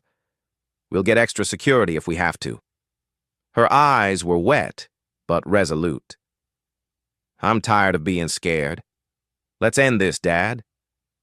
Upon hearing of the incident, Lee and Aaron Finchley practically insisted that Victor and Zoe stay a few nights at their estate. They offered guest rooms, full security, and personal staff to ensure no suspicious vehicles could get close. Victor hesitated. "We can't impose," Aaron cut in. "It's not an imposition, it's an invitation. Seriously, our estate is huge and heavily guarded." "You'll sleep easier," Zoe pleaded with her dad. "Please, can we? Just for a few nights? I'm too freaked out to stay home alone." He relented, and so they packed overnight bags and drove to the Finchley property. Once inside the gated grounds, a wave of relief washed over Victor. Uniformed security patrolled discreetly. The staff greeted them by name, quickly offering refreshments and showing them to well-appointed guest rooms. Late that night, after tucking Zoe into bed in her plush guest suite, Victor lingered in the grand hall. Aaron found him there, arms wrapped around herself as if chilled. "Long day, huh?" He offered a weary smile. "Yeah, thanks for letting us stay." She placed a hand on his arm. "You do the same for us, right?" Your family now. In spirit, if not by blood. Something in that sentiment touched Victor deeply. He felt an inexplicable closeness to the twins, and not just because he'd saved them in the flood. They'd consistently shown him compassion without judgment, and in a time of swirling doubts, that meant everything. The following morning, news broke that Isaac Clarke's legal team planned an aggressive defense, painting Victor as an unstable husband, orchestrating a vengeful plot. Talk radio stations buzzed, speculating about shocking revelations at trial. Victor listened to one broadcast from the Finchley's library, fists clenched. Let them spin their lies, he thought. The real evidence would speak louder. The hidden camera footage, the forged documents, the recorded confessions, he had the truth on his side. As the day wore on, storm clouds gathered over Cedarville, lightning flickering in the distant sky, a fitting parallel to the brewing legal showdown. Standing on a balcony that evening, Victor gazed across the estate's rolling lawns, feeling the electricity in the air. The next weeks would be pivotal. He'd either secure justice or risk further danger. In that moment, he recalled the flood rescue, how the raging waters threatened to sweep him away. But he'd clung on, saved Lee and Aaron, and survived. This new storm, Monica's betrayal, Isaac's criminal empire, the looming trial was just another torrent, and he would weather it with the same unwavering courage. He felt a soft presence beside him, Aaron or Lee. He wasn't sure at first in the dim light. It was Lee, offering a gentle smile. "We're here for you, Victor. Don't doubt it." He nodded, inhaling the charged air. "Thank you, I won't." Lightning flashed in the distance, thunder rolling across the hills. The storm was coming, but Victor Dawson stood ready, unbreakable in his resolve to protect his daughter and see justice done. Chapter 8. 2 days before the trial officially commenced, jury selection began. Victor arrived at the courthouse with Ms. Delgado. The prosecution and defense took turns questioning potential jurors, seeking individuals they believed would be impartial or, in the defense's case, sympathetic to Monica and Isaac. From the public gallery, Victor watched the defense attorney dismiss anyone who admitted strong opposition to drug use or financial crimes. Meanwhile, the prosecution tried to strike jurors who hinted distrust in law enforcement. It was a painstaking process. When the court broke for lunch, Ms. Delgado pulled Victor aside. "The defense is trying to load the jury with people who might doubt your story or see you as a vengeful spouse. But the state's attorney isn't letting them get away with much." Victor nodded. "I just hope we end up with fair-minded folks." Delgado offered a confident smile. "We will." That afternoon, the lead prosecutor, Ms. Horn, requested a private meeting with Victor, Zoe, and Ms. Delgado. Horn was a sharp, non-nonsense woman in her 40s, known for her tough stance on fraud cases. She clasped her hands on the table. "We have more than enough evidence to convict Monica and Isaac, assuming we present it cleanly. But I need you both, Victor and Zoe, to be calm. Collected witnesses. The defense will try to rattle you. Claim you're exaggerating or enticed by revenge." Zoe swallowed hard. "I'll tell the truth." "That's it." Horn nodded. "Exactly. You have the upper hand, the truth. Don't let them provoke an emotional outburst." Victor felt steel in his spine. "I'm ready." Horn handed them each a packet. "Study these guidelines. Short answers. Stick to facts. No speculation. Let me do the heavy lifting in direct examination. Delgado will also be at your side if they go too far." After the meeting, Zoe exhaled. "I hate that it's come to this, a courtroom showdown with Mom." Victor draped an arm around her. "We just have to see it through. One day at a time." Walking through the courthouse corridor, they came face to face with Aunt Naomi again. This time, she carried a large designer purse, looking more exasperated than before. She stepped into their path. "Zoe, can we talk privately?" Naomi asked, voice taut. Zoe exchanged a look with Victor. "I'm not sure that's a good idea." Naomi's eyes flicked to Victor, then back to Zoe. "I just want to make sure you're okay. You're a minor, caught in a nasty trial. That can't be healthy. If you come with me, I can protect you from all this stress." Zoe bristled. "You can't protect me from my own mother's actions. Besides, I'm safer with Dad. This is my choice." Naomi's frustration spilled over. "Why do you trust him after all these years of him being a nobody? Your mother told me he was—" Victor stepped forward, voice firm but controlled. "Stop right there. Whatever Monica told you is irrelevant. Zoe has spoken. Respect her decision." Naomi glared, but before she could retort, Ms. Delgado approached, greeting Naomi with a pointed professional tone. "Miss Parker, unless you're Zoe's legal guardian, which you're not, your attempts to influence her on the courthouse premises could be construed as interference. I suggest you back off." Aunt Naomi's jaw tensed, but she whirled and walked away. Zoe released the breath she'd been holding. "Thanks," she murmured to Delgado. The attorney nodded briskly. "Stick with me, kid. We've got this." That evening, Victor and Zoe remained at the Finchley estate, trying to find normalcy amid looming tension. Dinner was a quiet affair in the estate's dining room with Lee and Aaron. The large crystal chandelier cast warm light over the oak table. Zoe picked at her plate, appetite dulled by worry. Lee attempted to lighten the mood. "Zoe, you gotta try this homemade macaroni. The chef went all out truffle oil, 4 kinds of cheese. It's epic." Zoe mustered a half smile and took a small bite. It's good," she admitted. "Thanks, guys, for letting us stay. I feel safer here." Aaron offered a gentle grin. "Our parents are away on a philanthropic mission, but they definitely want us to help. They told us to treat you like family." Victor nodded, swallowing the lump of gratitude in his throat. "We can't thank you enough.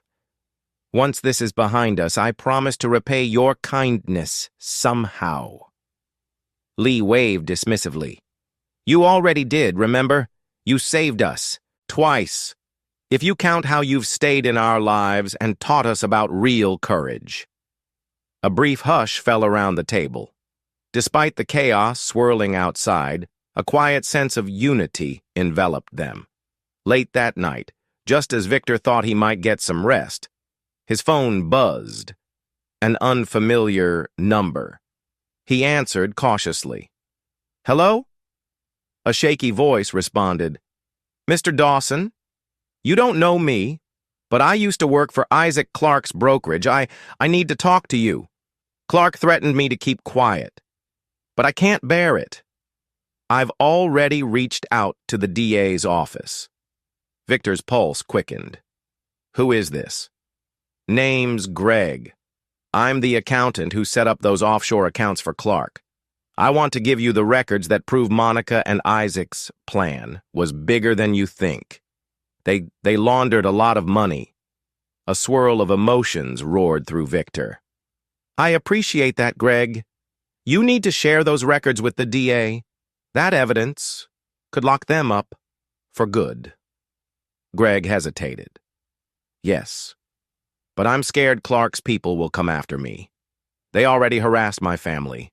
Just letting you know there's more to this than a simple affair or small-time fraud. I'm cooperating fully with the authorities now." "Thank you," Victor said quietly. "You're doing the right thing." After hanging up, Victor stared at the phone in his hand, mind racing. Could Greg's testimony and financial records deliver a decisive blow against Isaac Clarke's entire operation? Possibly, but it also meant Clarke's associates might become more desperate, more dangerous. He texted Armstrong the details, then tried to sleep, lulled by the knowledge that justice might be closer than ever. At dawn, Armstrong called Victor with urgent news. Clark's attorney just floated a plea deal. Isaac testifies that Monica was the sole mastermind, claiming he was coerced. In exchange, he'd get a reduced sentence. The DA is pushing back, but it's on the table. Victor's stomach twisted. That's absurd. Isaac threatened me, threatened Zoe. He's the worst of them. Armstrong's sigh crackled over the line. I know, but it's how the system sometimes works, flipping the bigger fish if they think Monica orchestrated it all. We're fighting it. A wave of anger coursed through Victor. Monica wasn't innocent, but Clark was definitely the ringleader. You can't let him off easy. Believe me, we're making that clear, Armstrong assured him. We have enough evidence that Clark can't just claim he was a puppet. Keep your cool. After the call, Victor paced the Finchleys' guest suite. A dread gnawed at him. What if Clark escaped serious punishment by pinning everything on Monica? He forced himself to trust that the prosecutors wouldn't be duped. The wheels of justice turn slowly, but they do turn, he reminded himself. That afternoon, Zoe found herself in the Finchley estate's cozy reading nook, flipping half-heartedly through a magazine. Aaron plopped down beside her, sipping herbal tea. You're rattled, Aaron observed gently. Your face says it all. Zoe sighed. I'm trying not to panic, but every day there's new drama SUVs chasing us, Aunt Naomi pushing me, Mom possibly going to prison for years. Or maybe Isaac walks free if he blames her. It's too much. Aaron set down her cup. It's intense for sure. But your dad has come a long way. I've never seen someone so determined to protect their kid. You can rely on him and on all of us. Zoe blinked back tears. I know. I just feel guilty that I ever sided against him. Aaron reached over, giving Zoe's hand a comforting squeeze. We can't change the past. You're here now, fighting the good fight. That counts. Look at how courageous you were in standing up to Aunt Naomi. A small smile ghosted across Zoe's lips. Thanks. I guess I am stronger than I think. Definitely, Aaron said, voice firm. At last, the eve of the trial arrived. Cedarville buzzed with anticipation, locals gossiping, reporters sniffing around for a headline. Victor spent the day reviewing testimony with Ms. Delgado, making sure every detail was solid. Night fell. Rain pattered against the estate's windows. Zoe turned in early, needing rest for the emotional roller coaster. Victor sat alone in the Finchleys' sitting room, the glow of a single lamp illuminating his worried features. He silently rehearsed what he'd say on the witness stand. How Monica's behavior changed, how he discovered the affair, how Isaac Clark threatened him, the hidden camera, the motel sting. Every detail was etched into his memory. A soft knock at the door broke his reverie. Lee peered in. Hey, mind if I join you?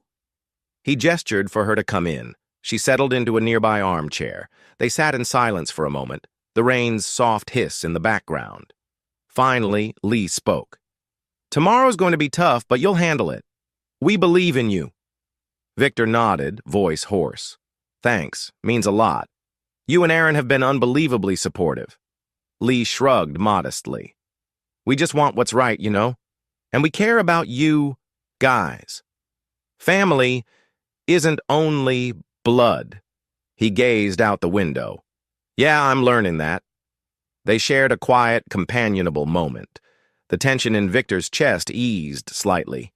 No matter the outcome, he realized, he wasn't fighting alone. Morning dawned gray and drizzly, matching the solemn mood as Victor, Zoe, Ms. Delgado, and Armstrong arrived at the courthouse for the start of the trial. A cluster of onlookers, curiosity etched on their faces, watched them ascend the courthouse steps, Cameras flashed local media seeking a sensational story of betrayal and fraud. Inside, the courtroom lights felt harsh. Monica sat at the defense table, shoulders hunched, eyes darting nervously. Isaac Clarke exuded false confidence, whispering with his high-priced attorney. Judge Mercer, a stern-faced man known for fairness, took the bench and called the court to session. Prosecutor Horn outlined her opening statement. Ladies and gentlemen of the jury, this case is about a calculated scheme of betrayal, orchestrated by these two defendants to defraud and endanger an innocent man, Mr. Victor Dawson, and his daughter. She spoke of the hidden camera footage, the motel incident, the forged documents, finishing with the promise, "We will prove, beyond a reasonable doubt, their guilt." Then the defense rose, spinning a narrative that Monica was a victim of Isaac's manipulations, while Isaac's lawyer claimed he was seduced by Monica's cunning. Both aimed to shift blame away from their client's shoulders. Typical. Sitting behind the prosecution table, Victor's heart thudded. The moment had come. He glanced at Zoe, who looked pale but resolute. This was it, the final battle to expose the full extent of Monica and Isaac's wrongdoing. And Victor was ready. The judge adjourned for a short recess, and the bailiff approached Victor. "Mr. Dawson, you'll likely be called first to testify when we resume." Victor took a deep breath. The truth was on his side, and he refused to be cowed. He rose, adjusting his tie, feeling a surge of defiance. Monica wouldn't break him. Isaac wouldn't intimidate him. In mere minutes, he would take the stand and speak his truth under oath, determined to see justice served. Chapter 9. The hush in Cedarville's modest courthouse was louder than any roar. Victor Dawson stood at the witness stand, heart pounding in his ears. The prosecutor, Ms. Horn, walked him through foundational questions. His name, occupation, years married to Monica, and how he discovered her affair with Isaac Clarke. With each question, Victor answered steadily, reminding himself, "Tell the truth. Remain calm. Don't let them get under your skin." Horn's voice was measured. "Mr. Dawson, could you describe the first time you suspected your wife might be involved in something suspicious?"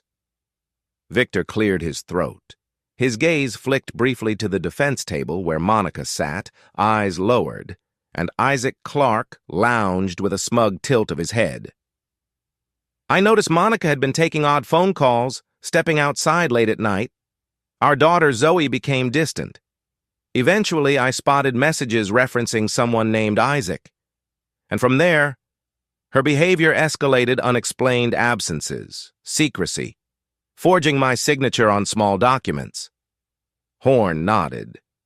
"At what point did you realize Isaac Clarke was more than just a casual acquaintance?" Victor inhaled, steadying his voice. "When she left her phone unlocked one night, a message from Isaac Clarke popped up, and it was clearly more than business. It also hinted at siphoning money or forging papers tied to my house and business." In the gallery, curious murmurs rose, hushed quickly by the bailiff. Victor sensed the tension. He had to paint a clear picture of Monica and Isaac's wrongdoing without sounding vindictive. Horn pressed on. "How did you respond to these suspicions?" "I reached out to some friends, Nate, an ex-investigator friend, and eventually Detective Armstrong, who set up a legal sting. We captured Monica and Isaac at a motel discussing forging documents, drug possession threats, everything." Horn stepped aside. "Your Honor, we submit Exhibit 12, a video recording from the hidden camera, showing both defendants discussing illegal acts." The judge allowed it. On a screen, the jury glimpsed grainy footage of Monica and Isaac in that dingy motel suite, bragging about framing Victor. A hush fell. Victor avoided looking at Monica, but couldn't help noticing her shoulders tense. She stared at the table, face hidden behind her hair. The defense attorney for Monica, a wiry man named Braun with watchful eyes, stepped up. "Mr. Dawson," he drawled. Isn't it true you felt emasculated as a mere plumber while your wife sought bigger financial opportunities? Victor stiffened. Braun's tone dripped condescension. I'm proud of my work as a plumber. There's nothing emasculating about providing honest labor. Braun's lips curved. So you're telling the court you felt zero jealousy when your wife began associating with a wealthy financial broker? Victor leveled his gaze. Jealousy? Maybe at first. But this isn't about jealousy. It's about them conspiring to defraud me, plain and simple. Braun pounced. Oh, or perhaps you orchestrated these recordings to catch your wife in a moment of weakness, hoping to humiliate her. Ms. Horn objected speculation. The judge sustained it. Braun pivoted, affecting a sympathetic air. Monica contends Isaac Clarke manipulated her. She claims you ignored her pleas for help. That true?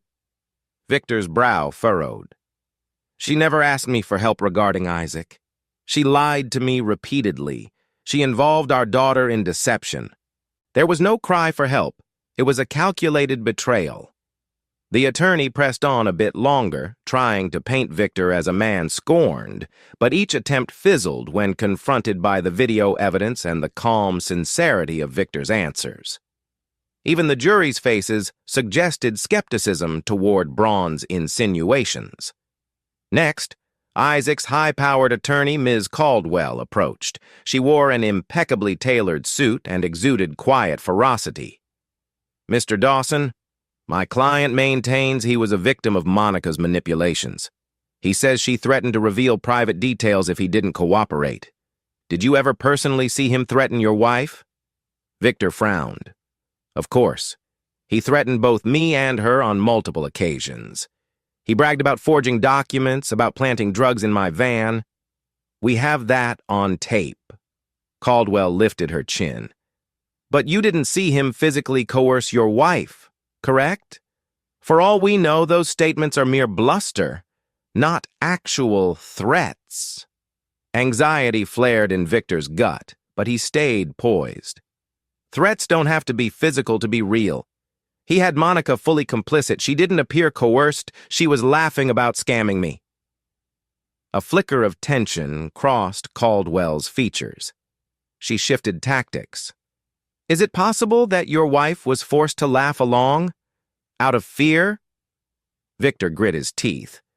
If that were true, she wouldn't have tried to trick our daughter into helping. She wouldn't have tried forging my signature. There's no sign of force on those recordings. Caldwell inhaled, then gave a thin-lipped smile. No further questions. After a brief recess, it was Zoe's turn. Victor returned to his seat, heart pounding as he watched his daughter walk timidly to the witness stand. He offered her a supportive nod. She swallowed, then raised her right hand to swear the oath. Ms. Horn began gently. Zoe, please describe how your mother involved you in communication with Isaac Clarke. Zoe licked her lips, glancing at Victor for reassurance. Mom told me Dad was, stuck in a rut, that we needed Isaac's help to get ahead. At first I believed her. She asked me to keep secrets like if Dad questioned where she went, I was to say she was at the gym or running errands. Eventually, she showed me texts from Isaac about forging documents. I felt uneasy, but I thought maybe it was just something small. Then it got worse. Horn nodded sympathetically. Worse? How? Zoe's voice shook. Mom told me if Dad refused to cooperate, Isaac might plant drugs in our house or do something to scare him. She seemed okay with that. It scared me. When Braun rose for cross-examination, his voice was gentler with Zoe, presumably not wanting to appear too harsh on a teenage witness. Zoe, you said you believed your mother at first. Could it be you misunderstood her intentions? She tensed. No, sir. She was clear about wanting me to lie to Dad. That's not a misunderstanding. Braun gave a strained smile. But you also indicated fear of Isaac. Maybe your mother was protecting you from him? Zoe shot a quick look at Monica, who sat stone-faced. If she'd been protecting me, she wouldn't have pressured me to keep secrets from my dad. She wanted his money and assets. That's all. Braun paused, evidently unsure how to spin a young witness's sincerity. He yielded with minimal further questioning. Isaac's lawyer, Caldwell, tried once more to portray Isaac as a scapegoat. Zoe, is it possible your father overreacted, leading you to believe Isaac was the villain when maybe he was just... Zoe cut in, surprising everyone with her courage. No. Isaac bragged about forging Dad's name. He threatened Dad. I heard him. He's not a victim here. Caldwell stiffened. No further questions, she muttered. Zoe stepped down, walking back to Victor's side. He squeezed her hand reassuringly. In that moment, he was prouder of her than ever. She'd faced down the attorneys unflinchingly, telling the truth. Right after lunch break, the prosecution called Greg Marks, the accountant who had called Victor the previous night. Greg appeared visibly nervous, glancing around like he expected someone to jump him at any moment. Nevertheless, he took the stand, adjusting his glasses with trembling fingers. Ms. Horn led. Mr. Marks, please state your role in Isaac Clark's brokerage operations. Greg swallowed. I was the lead accountant. I handled offshore accounts, shell companies. Mr. Clark had me launder funds from private clients, forging financial statements. Sometimes he'd loop in associates like Monica Dawson to manage smaller deals. Over time, I realized we were dealing with large-scale fraud. He continued, detailing how Clark had boasted about ensnaring Monica in his plan to defraud her husband, describing it as easy money. Monica, from across the room, blanched. Isaac Clark glowered, arms folded. The jury listened intently, some scribbling notes. Horn pressed. And did Mr. Clark threaten you if you refused to cooperate? Greg nodded rapidly. He said he'd ruin me, harm my family if I leaked any info. I was terrified. But then, I couldn't live with the guilt. So I collected evidence emails, transaction logs. I turned them over to the DA. The gallery hummed with tension. Horn turned to the judge. Your Honor, we submit Exhibits 22 through 27 financial records and emails corroborating Mr. Marks's testimony, linking both defendants to the laundering scheme. Defense objections fell flat. The judge allowed the exhibits, giving the prosecution a powerful advantage. If Isaac had hoped to slip free by blaming Monica, Greg's testimony hammered that possibility. Both were entangled. Both had orchestrated a broad scheme. Braun attempted to salvage Monica's position, claiming she was forced into forging documents by Isaac's threats. Isn't it likely Ms. Dawson was blackmailed into compliance, Mr. Marks? She had no real involvement, correct? Greg frowned. That's not what I saw. They seemed cooperative. Monica asked me about ways to hide stolen funds, wanting to ensure Victor wouldn't trace it. She bragged about taking him for everything. Monica shot Greg a scathing glare. Braun swallowed, realizing the accountant had no sympathy for his client. He let out a terse, "No further questions." Caldwell fared no better, trying to show Isaac's name was only tangential in some records. But Greg pointed out specific emails where Isaac directly ordered him to set up accounts for M. Dawson. The jury's eyes flicked between Greg's calm explanation and the scowling Isaac.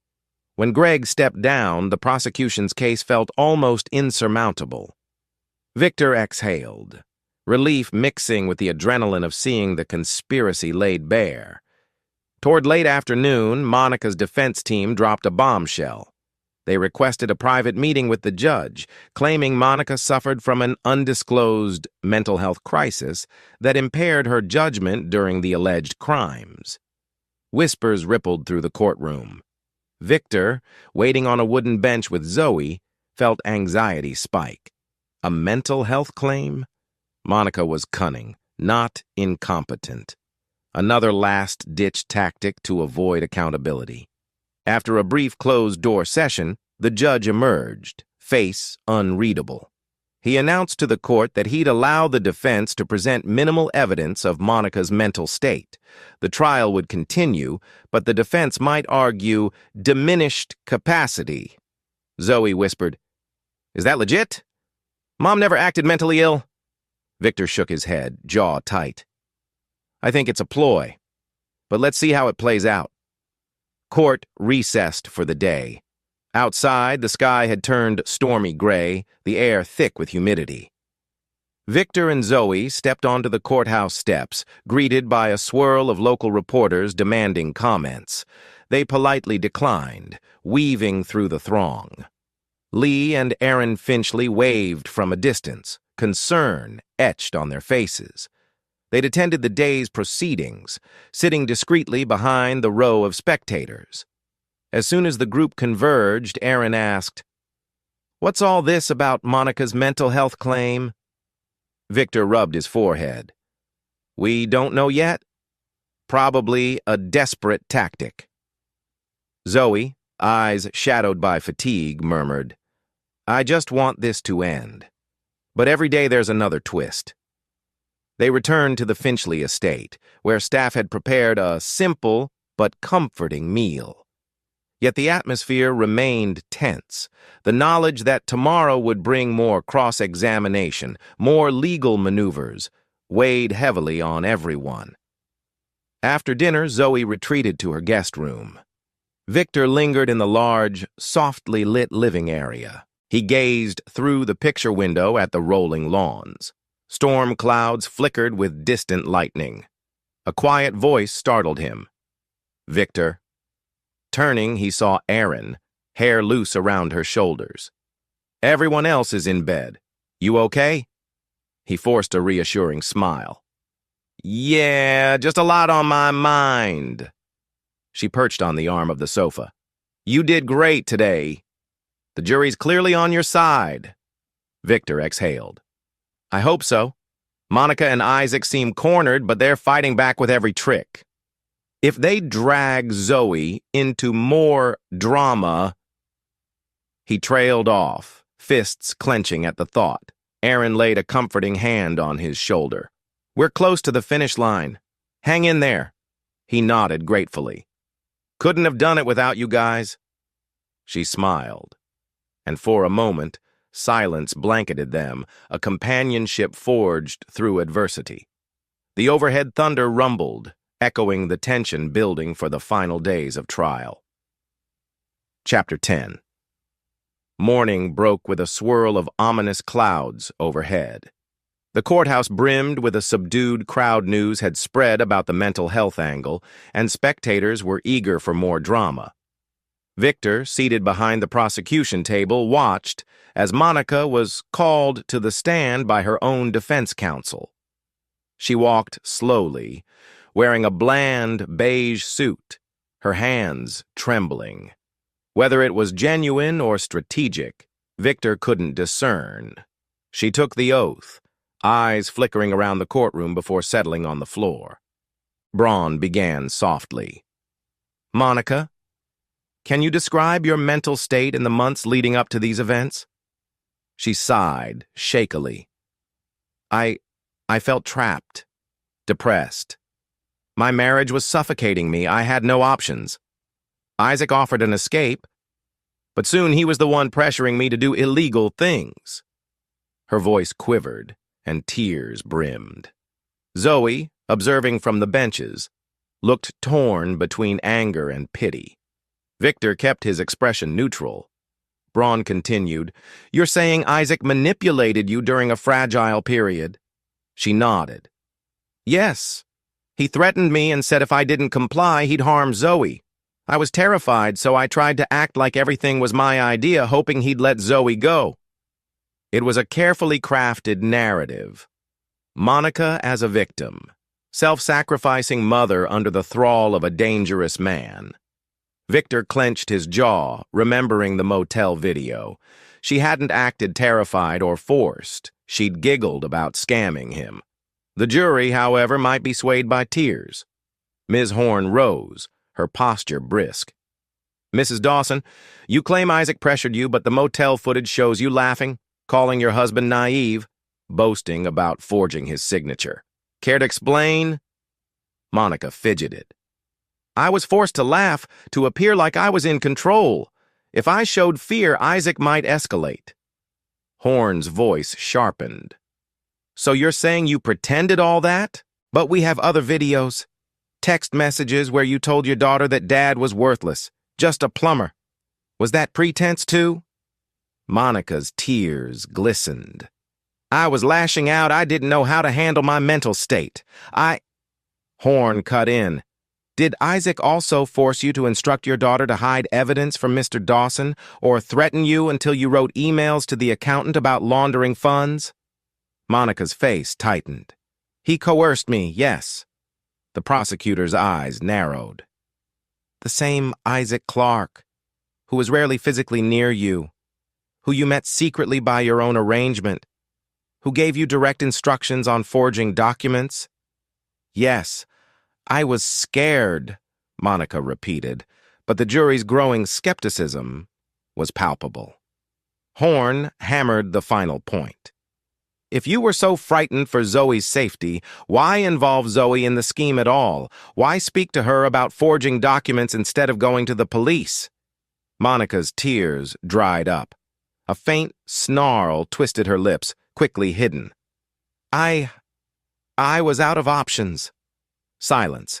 The prosecutor nodded, letting that weak response hang in the air. No further questions. Next, Isaac Clarke was summoned. He strode to the stand with that slick confidence that had become his signature. Dressed in a suit, hair meticulously styled, he radiated a sense of arrogance. Ms. Caldwell, his lawyer, guided him gently. Mr. Clarke, how did you become entangled with Monica Dawson? Isaac sighed, wearing a veneer of concern. She sought financial advice from me. We formed a personal relationship. I regret that now, but I never intended to commit a crime. She told me she hated her husband, wanted to siphon his assets. She manipulated me with threats of her own, said she'd accuse me of assault if I refused. Victor felt anger coil in his gut at the blatant lies. Zoe stiffened, fists clenched. Caldwell prodded. So, you're saying Monica orchestrated the forgery and laundering? Isaac nodded gravely, as if weighed down by regret. She approached me with this plan. I refused at first, but she threatened to ruin my reputation, destroy my brokerage. Eventually, I felt I had no choice. The jury's expressions varied. Some looked unconvinced, others openly skeptical. But Isaac, ever the con artist, spun a tale of victimhood, that Monica was the cunning mastermind. He just got dragged along. Ms. Horn wasted no time. Mr. Clarke, you heard the accountant Greg Marks's testimony. He said you directed the forging of financial statements. Are you suggesting Mr. Marks was lying? Isaac forced a pained look. Yes. Greg always disliked me. Perhaps he's scapegoating me to save his own skin. Horn's eyebrow arched. Then how do you explain the emails from your personal account ordering him to create shell companies for Monsieur Dawson? Isaac shrugged. I used that account, but I typed the instructions Monica dictated. She was right there, forcing me. A ripple of disbelief shot through the courtroom. Horn's voice sharpened. We also have the motel video where you brag about framing Mr. Dawson. Did Monica force you to brag too? Isaac pursed his lips. I was acting tough so she wouldn't see my fear. Horn let out a derisive snort. So every self-incriminating statement from you was because you were scared of Monica? He nodded once, jaw set. Yes, exactly. The prosecution played more clips, Isaac mocking Victor, referencing drug deals, forging documents. Isaac insisted he'd simply put on a front to survive Monica's twisted demands. The jury looked unimpressed. Many jurors exchanged glances, eyebrows raised. While Monica and Isaac pointed fingers at each other, the jury grew clearly exasperated. The game of who's lying more overshadowed any sympathy they might have had. Over the next few days, testimonies from minor witnesses, neighbors, co-workers, even small-time clients of Isaac painted a consistent picture. He was a slick operator, and Monica wasn't the hapless victim she claimed. They had colluded, plain and simple. During recess, Ms. Delgado whispered to Victor, "It's going well. Both defenses are tangling themselves in contradictions." Victor nodded, exhaling relief. But he refused to celebrate prematurely. Trials could be unpredictable. Zoe stuck close by, determined yet visibly worn. One afternoon, as Victor and Zoe left the courthouse, Aunt Naomi appeared yet again, blocking their path on the sidewalk. Her expression was grim. "Zoe, you need to hear me out." Zoe sighed heavily. "Aunt Naomi, I'm not leaving Dad. We've covered this." Naomi's eyes glinted with desperation. "Your mother confided in me. She told me you were manipulated by your father. He forced you to testify against her. She's the one behind bars. But it's not too late for you to recant." Zoe's jaw dropped. Victor tensed, anger flaring. "Naomi, this is harassment." Naomi ignored him, stepping closer to Zoe. "Think of your future. If your mother's found guilty, she could get years in prison. You'll regret sending her away." Zoe's face blanched, tears of frustration brimming. "Mom did that to herself. I told the truth. Stop acting like Dad forced me." Naomi's facade cracked, revealing bitterness. "You ungrateful child, I can't believe you're siding with this plumber." Before Victor could respond, Ms. Delgado strode up, expression frosty. "Ma'am, if you continue harassing my clients, I'll file a restraining order. Back off." Naomi hissed, turning on her heel to leave. Zoe's shaky breath indicated the toll these confrontations took. Victor wrapped an arm around her. "Forget her, Zoe. You stood up for what's right." She nodded, wiping her eyes, holding on to him for stability. That evening, back at the Finchley estate, an unexpected phone call rattled Victor's fragile composure. A staff member informed him that someone had tried to breach the gate, a woman claiming to be a family friend wanting to see Zoe. The security guard turned her away. When pressed for a name, the woman sped off. Victor suspected Naomi had tried sneaking onto the property. He paced the grand foyer, fury pulsing. Aaron and Lee hovered, worried. Zoe sank onto a nearby bench, burying her face in her hands. "Dad, I can't do this much longer." Victor knelt beside her. Hey, we're almost done with the trial. The evidence is overwhelming. Just a little longer, okay?" She nodded wearily, tears in her eyes. "Can we get a restraining order on Aunt Naomi?" Ms. Delgado, who'd just arrived, overheard. "Yes, we can. I'll file first thing tomorrow." Zoe exhaled relief. Victor glanced at the Finchley twins, who both offered encouraging smiles. "We'll protect you," Lee said softly. On the penultimate day of trial, Detective Armstrong introduced a surprise witness. Isaac Harrington, a retired detective, not to be confused with Armstrong, whom the Finchleys originally put Victor in touch with months ago. Harrington had done extensive background checks on Isaac Clarke's criminal associates. Taking the stand, Harrington provided testimony about threats made against Victor and Zoe, verifying the suspicious SUV sightings and intimidation attempts. He revealed phone logs connecting Clarke's known associates to calls made near Victor's home. A hush fell as Harrington produced a series of cross-referenced logs numbers matching those that had sent threatening messages. "It's clear these individuals acted on Clarke's behalf, intending to scare Mr. Dawson into dropping his cooperation with law enforcement." Caldwell tried to object, calling it circumstantial, but the judge allowed Harrington's testimony. This was the final nail, linking not just Monica's betrayal, but Isaac's intimidation campaign, further cementing the jury's view that he was no unwilling participant. With all testimonies heard, the judge rebuked Monica's defense for flimsy mental health claims lacking substantial proof. He also chastised Isaac's team for contradictory statements. The final day of trial arrived with closing arguments. Ms. Horn for the prosecution meticulously recapped the evidence, reminding the jury of videotapes, testimonies, forged documents, and intimidation tactics. She described a cold, calculated betrayal by both defendants, urging the jury to hold them accountable. Monica's attorney, Braun, pleaded for sympathy, insisting she was a depressed wife coerced by a powerful con man. He begged the jury to see Monica as a mother who only wanted a better life. Isaac's attorney, Caldwell, portrayed Clark as a charismatic financier trapped by Monica's web of seduction and blackmail, painting him as a victim who talked big, only out of fear. When the lawyers finished, the judge instructed the jury, who then filed out to deliberate. A tense hush filled the courtroom.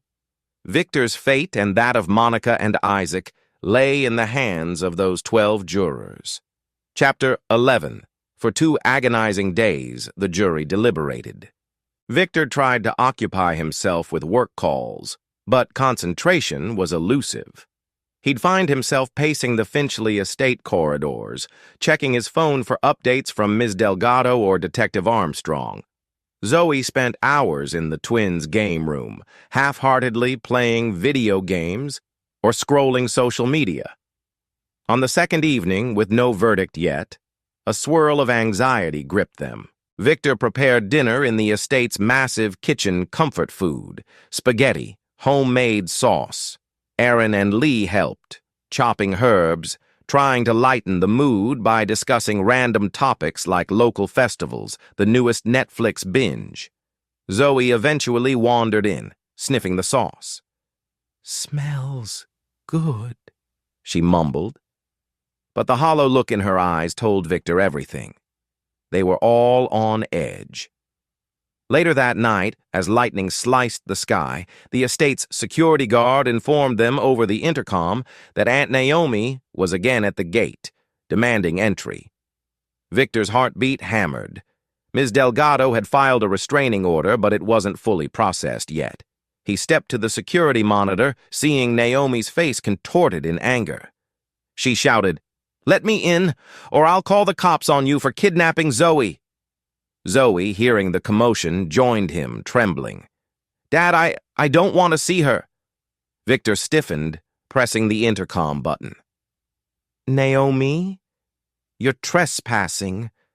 Zoe doesn't want to talk to you. Leave now, or I'll have security call the police." Naomi spewed curses, then retreated to her car. The guard tracked her taillights as they vanished down the dark road. Victor enveloped Zoe in a hug. "Don't worry, she can't get through the gate without permission." Shaken but determined, Zoe nodded. "I just want the verdict some final resolution." He nodded in grim agreement. On the morning of the third day, Ms. Delgado phoned. The jury had reached a verdict. Heart-pounding, Victor gathered Zoe, and they all headed to the courthouse. The Finchley twins insisted on coming for moral support, discreetly sitting in the gallery. Court reconvened, tension thick as the jury filed in. Monica and Isaac stood at the defense tables, faces ashen. The foreman rose. He read multiple counts: conspiracy to commit fraud, guilty for both defendants; attempted blackmail, guilty for both defendants; forgery, guilty for both defendants; drug possession with intent to frame, related to the motel plan, guilty for both. The final blow, financial crimes and money laundering, guilty for Isaac; accessory to money laundering, guilty for Monica. With each guilty, a hush fell, tension replaced by a kind of solemn relief. Monica's knees buckled slightly, as if the weight of it struck her physically. Isaac Clark's expression soured from stoic arrogance to a stunned scowl. He cursed under his breath, slamming a fist on the table. The bailiff barked for order. Zoe gripped Victor's hand so tightly it hurt, tears flooding her eyes. He wrapped an arm around her. They'd done it. Justice was served. The judge, citing the extensive evidence and the gravity of the crimes, scheduled sentencing for the following week but gave stern warnings. Both defendants would remain in custody without bail as they posed flight risks. Isaac snarled, "This is a sham!" while being escorted out. Monica's eyes flicked to Zoe, watery with regret, but Zoe turned her face away. Aunt Naomi, present in the back row, let out a shriek, "This is injustice!" and tried rushing forward. The bailiff blocked her path. "Ma'am, you need to leave." Chaos erupted briefly, but the bailiff swiftly removed Naomi from the courtroom.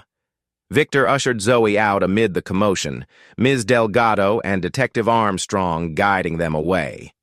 Outside in the corridor, the Finchley twins pounced with relief, hugging them, tears shining. "Finally," Aaron whispered. "It's over."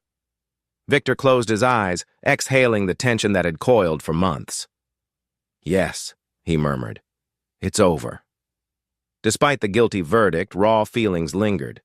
Monica, once a beloved wife and mother, faced years in prison. Zoe reeled from the finality of seeing her mom condemned by the justice system. Over the next few days, Zoe swung between anger, sorrow, and guilt. One evening at the Finchley estate, she burst into tears, confessing to Victor, "I never wanted her gone, Dad, even after everything." He hugged her tight. "I know, sweetie. It's okay to feel conflicted. She's still your mom." He blinked away his own tears, stroking her hair.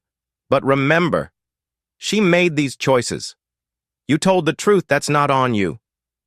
Zoe sobbed in his arms. For once, he was thankful to be surrounded by the Finchleys' quiet, secure domain. This was a safe space for healing. On sentencing day, Judge Mercer recapped the serious nature of the crimes: conspiracy, fraud, blackmail, laundering. He stressed that this was no minor marital spat, but a deliberate operation to exploit and threaten an innocent family. The court recommended Isaac Clarke, 15 to 20 years in federal prison, given the laundering and higher-level conspiratorial acts. Monica Dawson, 8 to 12 years, noting her active participation and moral culpability, albeit with fewer direct ties to larger financial rackets. Monica dissolved into sobs as the judge pronounced the sentence. Isaac stared numbly, jaw clenched. Bailiffs led them away in shackles. Victor and Zoe watched from the gallery, sorrow and relief mixing in a painful swirl. 8 to 12 years, Zoe repeated under her breath, tears in her eyes. "That's so long." Victor gently rubbed her shoulder. "We'll get through it," he said, voice thick. After sentencing, Aunt Naomi cornered them one final time in the courthouse corridor, her voice dripping venom. "Congratulations, you locked your own blood away," she spat at Zoe. "You'll regret this for the rest of your life." Zoe's eyes filled with tears, but she squared her shoulders. "I won't regret telling the truth." Naomi swiveled to Victor, face contorted. "You destroyed my sister. I hope you're proud." He clenched his jaw. "She destroyed herself with those crimes. Don't blame Zoe." Naomi glared, then hissed through clenched teeth. "Mark my words, you'll both suffer for this." Before the bailiff could intervene, she stormed off, nearly knocking over a potted plant in her fury. Zoe shook her head. "I can't believe she's so hateful." Victor sighed heavily. "We can file for a more permanent restraining order. She has no claim to you, especially now." Zoe nodded. "Yes, please, I just want her gone." News outlets had a field day. Headlines blared, "Small-town plumber uncovers wife's fraud scheme," or "Dawson family betrayal ends in prison sentences." Reporters swarmed, wanting quotes. Victor gave one brief statement. "Justice prevailed. My daughter and I are moving on. He refused further interviews, focusing on Zoe's well-being. Ms. Delgado advised him to keep a low profile. Meanwhile, the Finchleys shielded them from undue attention at the estate. That weekend, the town was abuzz with gossip. Some neighbors offered condolences or admiration for Victor's bravery. Others whispered or stared with curiosity. A few speculated that Monica got what she deserved, while others pitied her. Victor decided not to dwell on public opinion. After much discussion, Victor concluded that remaining permanently at the Finchley estate wasn't ideal. He needed to stand on his own again, build a healthy environment for Zoe. The same ranch-style home he once shared with Monica felt tainted. But was it time to sell? One afternoon, he approached Zoe. "I'm thinking maybe we sell the old place, find a fresh start somewhere else in Cedarville." She bit her lip. "I have good memories there, but also bad ones. I'm okay if we move, as long as we do it together." He exhaled, relief. "We do it together. That's a promise." The next day, he called a realtor friend, starting the process of listing the property. While there was sadness in leaving behind the house they'd built as a family, forging ahead felt essential for healing. The Finchleys assured them they could stay at the estate until they found a suitable new home. In the days following sentencing, a gentle calm settled in Victor's chest. The swirling chaos of police raids, secret cameras, intimidation, gone. He had a future to plan, a daughter to guide. The Finchley twins, as always, remained close, celebrating with him. They cooked special dinners, teased him about finding new romance someday, though Victor only gave a modest chuckle. One evening, as the sunset painted the sky in oranges and pinks, Victor stood on the estate's balcony, gazing at the horizon. Zoe joined him, leaning against the balustrade. "Dad, do you think we'll ever be normal again?" He placed an arm around her shoulders. "A new kind of normal, sure. We'll move forward together." She nodded, eyes reflecting the brilliant sky. "I believe you." And for the first time in ages, Victor believed it, too. The storm had passed. The criminals were behind bars. They could begin rebuilding from the rubble of betrayal, forging something stronger and more beautiful. Chapter 12. 2 months after the trial, life in Cedarville began to stabilize for Victor Dawson and his daughter. They'd stayed at the Finchley estate during that time, a temporary refuge, while the realtor worked on finalizing the sale of Victor's old ranch house. Zoe returned to school, though she faced whispers. The novelty soon wore off. Most classmates either offered quiet sympathy or minded their own business. Victor resumed his plumbing business full-time. Surprisingly, the trial's publicity boosted his clientele. People respected him for exposing corruption and staying honorable. He hired 2 new apprentices to handle the surge in calls. Every day, he drove around Cedarville in his battered work van, feeling a renewed sense of purpose. Though Monica was in prison, Victor needed to finalize the divorce paperwork and custody arrangement. At the county courthouse, Ms. Delgado guided him through the last steps. The judge officially granted full custody of Zoe to Victor, with Monica allowed monitored visitation once she became eligible, likely years away. Monica also forfeited any right to the Dawson home's proceeds. It was a bittersweet moment. Victor left the courthouse, clutching a stack of finalized documents. 15 years of marriage ending in legal ashes. Zoe glanced over them, expression pensive. "Does this mean Mom can never come back?" He folded the papers gently. "In a way, yes. But if someday she's rehabilitated and wants a real relationship with you, that's your choice. We can cross that bridge later." Zoe nodded, eyes thoughtful.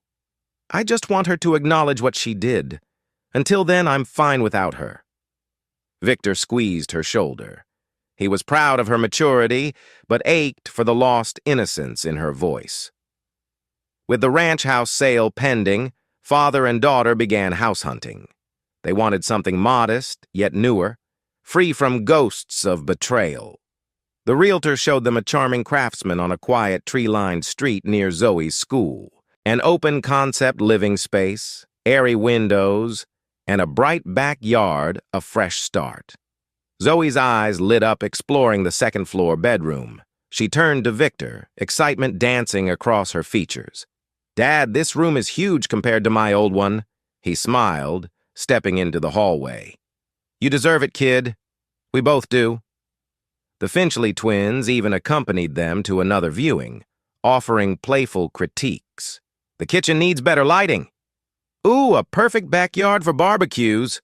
Their involvement warmed Victor's heart. In a sense, they'd become an extended family, always supportive. Eventually, after some negotiations, Victor put in an offer. One evening, the realtor called with the news.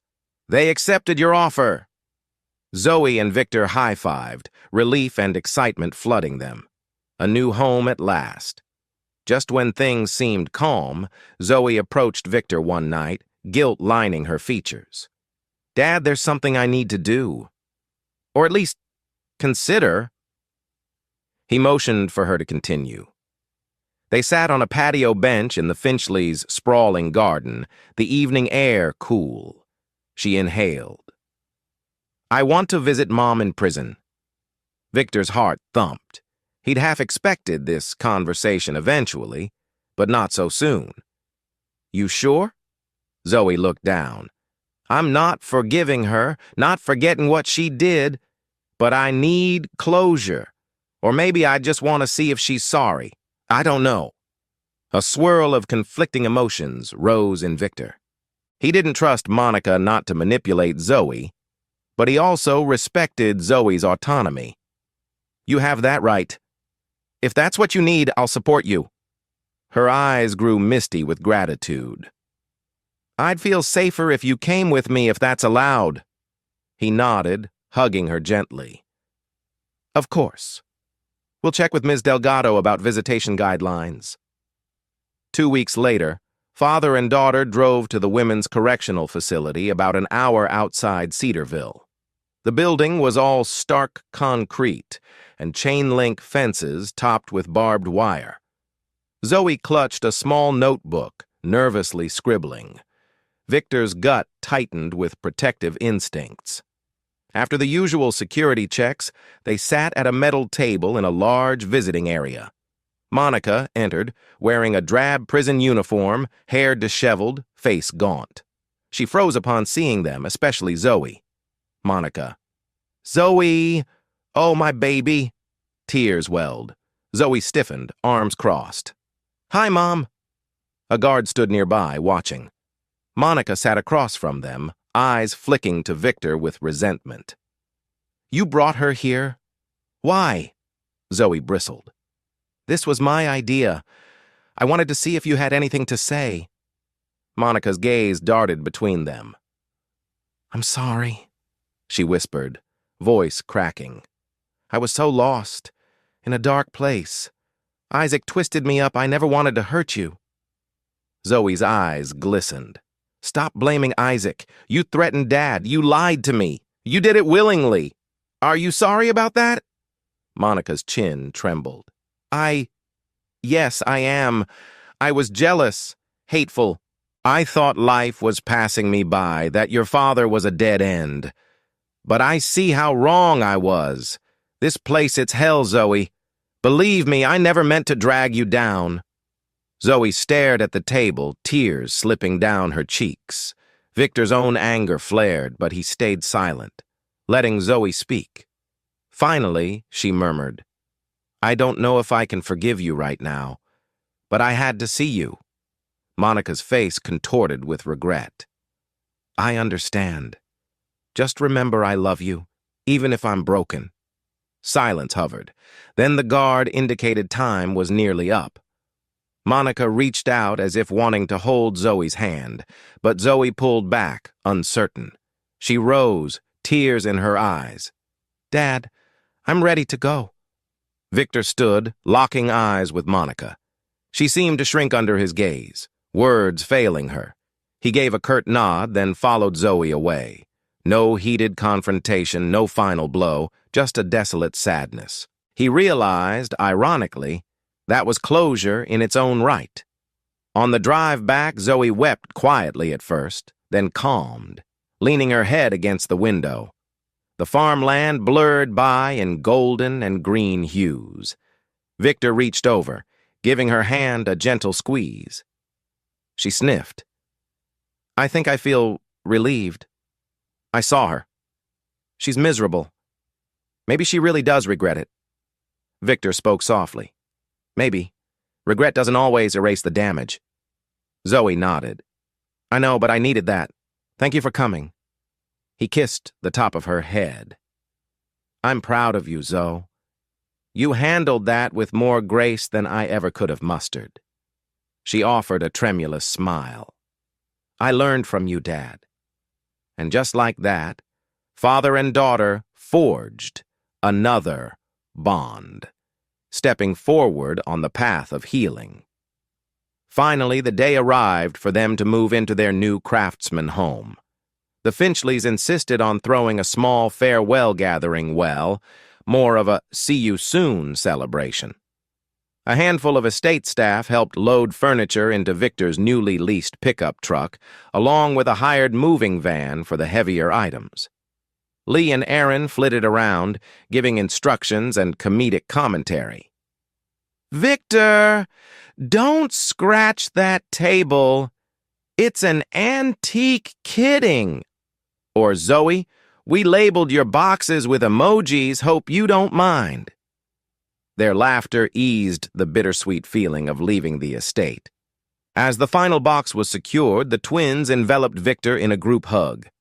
"Promise you'll visit often," Aaron insisted. "We want to see the new place." "We will," Victor assured, tears threatening. "You two are like a second family to us." Zoe nodded, hugging them. "Thanks for everything. You basically saved our sanity." Lee grinned. "Hey, that's what friends and rescued flood survivors are for, right?" Victor chuckled, climbing into the truck. A gentle wave of nostalgia swept him. He'd come to this estate broken but left it whole. Moving into the craftsman house felt like stepping into a fresh chapter. Sunlight streamed through wide windows onto gleaming hardwood floors. Zoe claimed her upstairs room, excitedly hanging posters and fairy lights. Victor unpacked kitchen gadgets, relishing a sense of ownership untainted by betrayal. Neighbors stopped by with welcome baskets, curious about the famous plumber. He greeted them politely, determined to keep this move low-key. He wanted normalcy. Peace.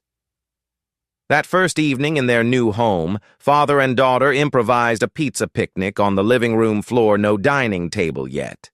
They toasted with soda, boxes still piled around. Zoe teased, "Better than the old house already?" Victor winked. "Definitely. Feels free, like we can breathe again." They settled on a blanket, leaning against half-unpacked boxes, discussing future decor. Zoe's eyes sparkled, picturing a cozy reading nook by the front window. Victor simply savored her happiness.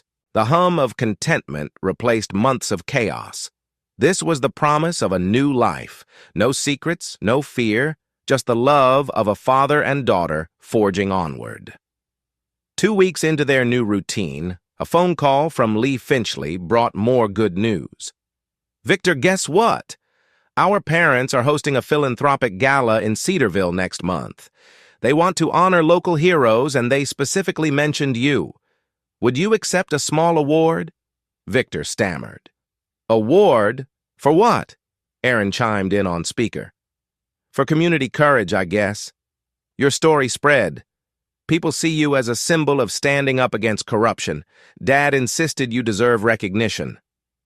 Heat crept up Victor's neck. "I'm just a plumber who refused to be conned." "Not sure about a medal for that." Lee laughed. "Tough luck. You're getting recognized anyway. You are a hero, remember?" He sighed good-naturedly. "Fine. If your parents want me there, I'll attend. But I'm not wearing a tux." Aaron teased. "Oh, you so are?" Zoe overheard, grinning. "Dad in a tux? That's a must-see." Victor mock groaned. But in truth, he felt touched. This was yet another sign that adversity hadn't broken him. It had revealed new bonds, new possibilities. The day of the Finchleys' gala arrived. Sure enough, Victor found himself in a borrowed tux, looking uncomfortable but dignified. Zoe wore a knee-length lilac dress, excited to see the philanthropic side of the Finchley family. The large event hall buzzed with local dignitaries, socialites, and well-wishers. The twins looked radiant in their own formal attire, greeting guests with practiced poise. At one point, Mr. Finchley, finally back from international charity work, took the stage, praising Cedarville's sense of community. He singled out Victor, a man who faced betrayal and danger, yet refused to fold. He stood up for justice, saved innocent lives, and protected his own daughter. That's true heroism. The applause washed over Victor in a surreal wave. Zoe beamed proudly, clapping until her hands stung. The twins cheered. Victor approached the podium, cheeks flushed. He mumbled thanks, emphasizing he was just doing what any father would do. But the crowd's applause suggested they saw more than modesty. They saw a man of resilience. After the speech, the Finchleys presented him with a small engraved plaque that read, "Victor Dawson for Courage in the Storm." He held it, blinking away tears, remembering the literal storm when he rescued Lee and Aaron, and the metaphorical storm of Monica's betrayal. The swirl of pain, fear, and heartbreak had led him here, to a fresh start, an unbreakable bond with Zoe, and the unwavering friendship of the Finchleys. Lee leaned over, whispering, "Told you you're a hero." Aaron nodded in agreement, eyes bright with pride. Victor gazed across the hall at Zoe, recalling how her mother once sneered at him for being just a plumber.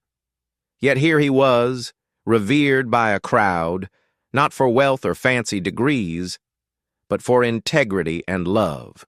He exhaled, feeling the last remnants of bitterness melt away. Father and daughter left the gala that night hand in hand, stepping into the cool Cedarville air under a canopy of stars. The plaque tucked under Victor's arm glimmered under the streetlights. Zoe sighed contentedly. "We made it, Dad." He nodded. "Yeah, Zoe, we sure did." In the hush of that moment, he felt a peaceful finality. The old chapter, monumental betrayal, heartache, trials was closed. The future lay wide open, luminous with possibilities. And at its heart, an unshakable bond between father and daughter, forged in the storm, shining all the brighter for having survived it. What's up, story lovers? This is the Story Guy, and if you're hungry for crazy tales and mind-blowing narratives, you've come to the right place. Don't forget to smash that subscribe button so you don't miss out on our weekly dose of crazy cheating stories, fun fiction, and gut-ripping comedy from around the world. But that's not all. We also create our own original stories, and trust me, you won't find these anywhere else. Want even more spine-tingling reads? Head down to the description and grab our exclusive story collections. Thanks for watching, and I'll catch you in the next video.